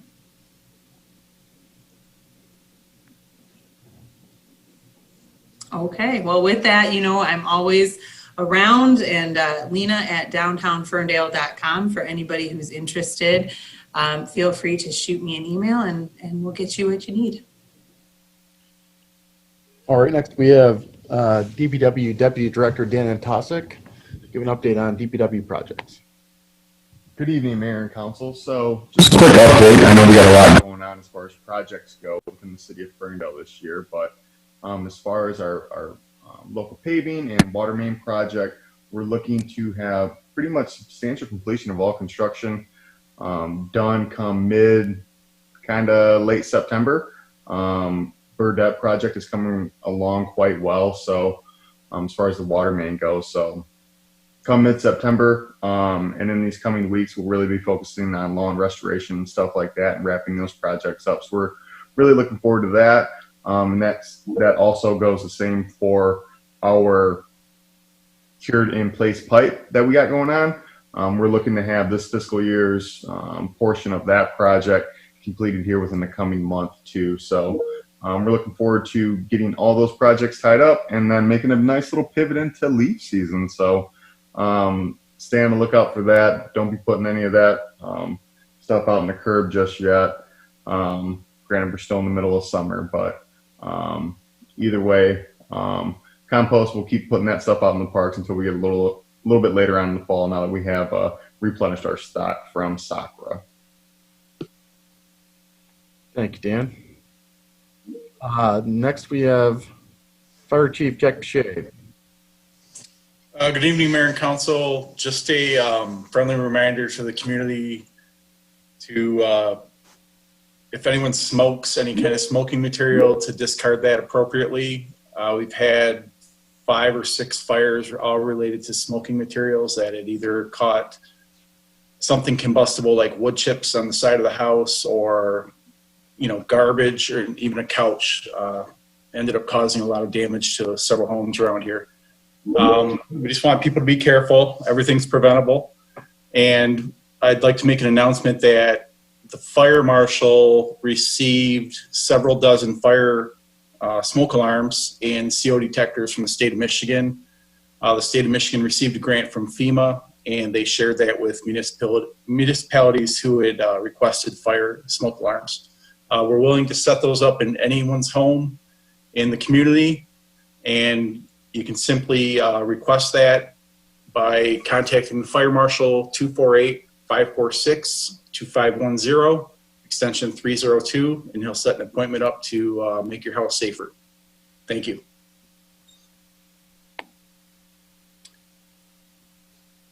Heath. Next, we have City Clerk Marty McGrath. Good evening. I just wanted to give an update on the November ballot mailings. Now that the August election is over, it is time for folks to start requesting their November presidential election ballot for November 3rd. We've already received a number of requests from folks. Apparently there's been kind of a miscommunication in the media that absentee ballots are already available, which is inaccurate. At the 75th day, which is last week, we can start taking the applications. So we are accepting applications for November ballots, but the ballots themselves are not finalized or printed until late September. So we're expecting to have our ballots by September 21st-ish, and we'll be preparing them all to get them out that week in the mail. But for a reminder for folks who have already voted absentee either in March or August or both, you may have already requested your November ballot, so you don't need to request it more than once if you already have. So if you go to the Michigan Voter Information Center, which is mi.gov/vote, and look under the Your Clerk information, it will give you the opportunity to enter your personalized information, and it will tell you where your voting location is, whether you've received or whether you have an application already in for a November ballot. And if not, you can also request it right from that particular website. So just a reminder to folks that we have about 7,000 ballots right now that we're going to be putting together for November's mailing, and we will be getting those out in the mail as soon as possible, but we encourage everyone to give it a chance to get to you via mail, because although we have 100% voter ballots for 100% of our voters, we do not have a lot of extras. So, you know, anyone who hasn't received a ballot by October 10th, I would strongly encourage them to contact us, and we'll see what happened, or get, you know, spoil the ballot and get you a new one. But we do encourage everyone to give it a little time to get to them. So thank you. Thank you, Marty. And next we have the Assistant City Manager, Kyle Paulette. Mayor, Council, good evening. Just wanted to give you a quick update on Martin Road Park splash pad and our project status. So on August 6th, we held a public forum for residents and interested parties to come and discuss what options and design they would be interested in for the splash pad. That public forum included an online survey that anybody could submit. And at this point, we have 112 responses for that survey, which of course I had to put into a calculator just for fun, and it gives us a 95% confidence rating with about a 9% margin of error. Not that that matters for this, but it is something that I think is interesting. So what this gives us is sort of a baseline opinion for what folks want to see in this splash pad. And our next step is to take that information, and we're going to put that into a bid packet to go out in early fall to keep this process rolling. I've asked communications to put together a summary of our results that we'll also send out to folks just as another touch point to generate maybe some more interest, and just let the people who have engaged keep updated in the process. So I'm looking forward to moving on in this, and I think so far it's been a good experience. Thank you. Thank you, Kyle. Next we have Emmanuel Johnson from our Parks and Recreation Department. Good evening, Mayor and Council. Just a quick update for the community. We want to let everybody know that we are currently accepting applications for our park rentals. If you are interested in renting a pavilion or a park area at one of our parks, please email or call Tara Brown. You can email her at tabrown@ferndalemi.gov. Also, we want to remind the community that we are still running the dog park and accepting new memberships. In order to apply for a new membership, you need to complete one of our free dog park safety courses, which are available virtually. The next course will take place on September 10th at 7 p.m. And if you have any questions or comments about renewing your dog park license, applying for a new license, or applying for the class, you can email me, Emmanuel Johnson, at ejohnson@ferndalemI.gov. Thank you, sir. And finally, I gave him a little break. Jordan, do you have any more updates on your department? Thank you, Joe. Just very briefly, I just want to acknowledge some changes going on in code enforcement. As we all know and are saddened by, Colin Moran has departed our internet meme space to go to Florida with his family. We are racing to fill that position. We have 40 candidates that applied for the one job. We have our first round of interviews tomorrow evening. So we are going to fill that as soon as possible. In the meantime, the entire CED team is pulling to support Victor Smith, our rental inspector, who has kind of stepped in the void to cover rental inspections and code, and we're all sort of backing him up. The biggest thing I can say is See-Click Fix is the best way to make sure that your item does not get lost. I will be monitoring with the team, and I will be watching for cases that do not get a response within 1 week. I will personally get involved. But please know that we're going to move a little slower during this time than we normally would.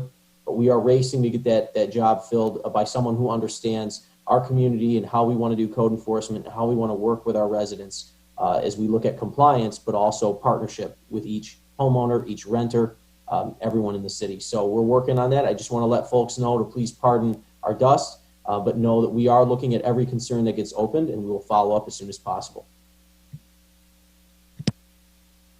Thank you, Jordan, and I will reserve myself for last. So low-hanging fruit update is reminder, City Hall is closed during Labor Day holiday, and that closure is for the Friday before Labor Day as well as the day of, which is the Labor Day holiday. City Hall will reopen again during our current COVID hours of 10 a.m. to 3 p.m. again on Tuesday, September 8th. Second announcement, I'm happy to announce we have selected our new Director of Parking. His name is Bruce Campbell. He began this week, and he should be introduced at the DDA meeting on Thursday morning, and then I hope to introduce him to City Council at the next City Council meeting on September 14th. Bruce has a wealth of experience coming from the city of Kansas City and has managed multiple facets of their downtown parking program. Most importantly, he has a track record of opening up, I believe, 10 parking garages. So that's the experience that we want, and we're happy to have him. Welcome aboard, Bruce. And finally, just to follow up on an item that was introduced to council around speed humps a few weeks ago at the previous council meeting. I was out of the office following that meeting, but I have since then, city manager's office has looked into the issue at hand. There were two successful petitions that were submitted to the department per the existing policy for Jewel Street and for Wordsworth Street. After further review of all of the concerns, I feel it best to move forward with the process and honor the process that was applied to and successfully petitioned to by a majority of residents on both of those blocks. So I've directed the DPW, after consulting with City Council, to move forward with notification for those residents that we will be moving forward with the installation of the speed humps as successfully petitioned to by a majority of the residents on both of those blocks. In addition, I will have our team directly reach out to any members who have interacted with us through email and who addressed council at the previous meeting of that decision. And I will take any, there's one more final update actually from, on behalf of Finance and HR Director, we have successfully placed the water billing and dispatch customer service representative this morning. So that person is now going to be full-time dedicating hours to customer service. Looking forward, so I'm happy to make that announcement as well. And if there are any follow-up questions, I recognize that's a carry forward item. So if there are any questions for council, I'm happy to answer what I can.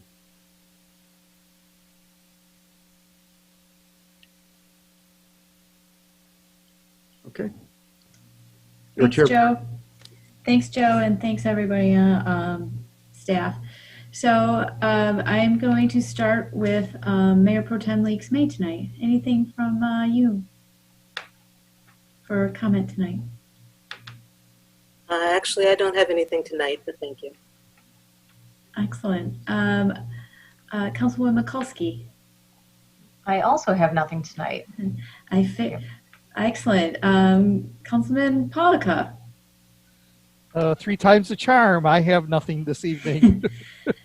As so goes the last meeting of the summer. Councilwoman Bruner James. You can bring it on home. I have a couple of really brief items.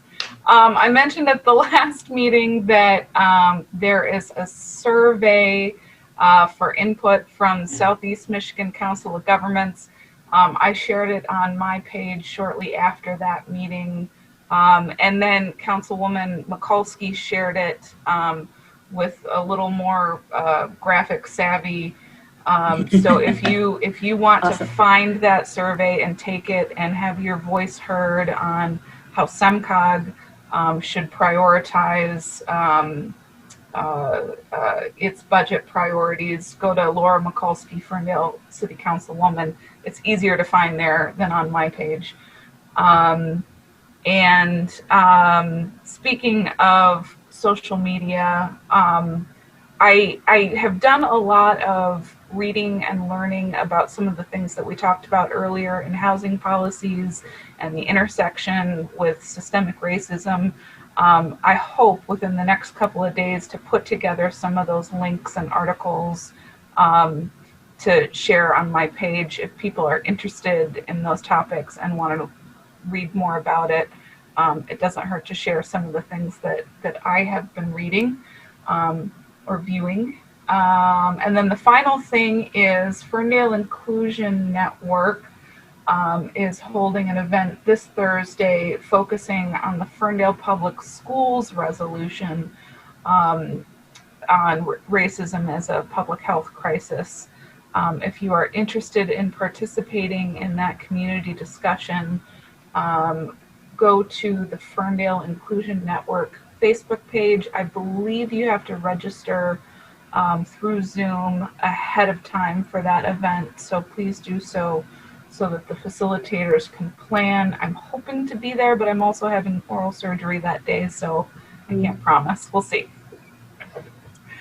All right, thank you for that update. And by the way, I took the SEMCOG survey because of your announcement. So thank you. Mayor, yes. I'm so sorry. I do have something, if you don't mind, that I'd like to share. Councilwoman James actually triggered this reminder. So on the website oaklandcounty115.com, Kat Latosh with Latosh Consulting has just created a survey. There's a short story about this survey, but the survey seeks to understand white perspectives on racial conversations. And so I really want to encourage people to go to the survey and fill it out. It's on SurveyMonkey. So if you're familiar with SurveyMonkey, www.surveymonkey.com /r/white-perspectives. Like I said, you're better off going to the Oakland County 115 website. There's a story, an article about it that talks about it, but I encourage everyone to participate in this survey. So thank you. Excellent. Thank you, Councilman. And I have nothing this evening, too. So with that, it is 10:25, and I am calling this meeting over. Thank you, everybody, for participating. Have a great rest of August, and be safe and healthy. Have a good evening. Have a good evening, everyone. Good night, everyone. Doing the Michigan wave goodbye.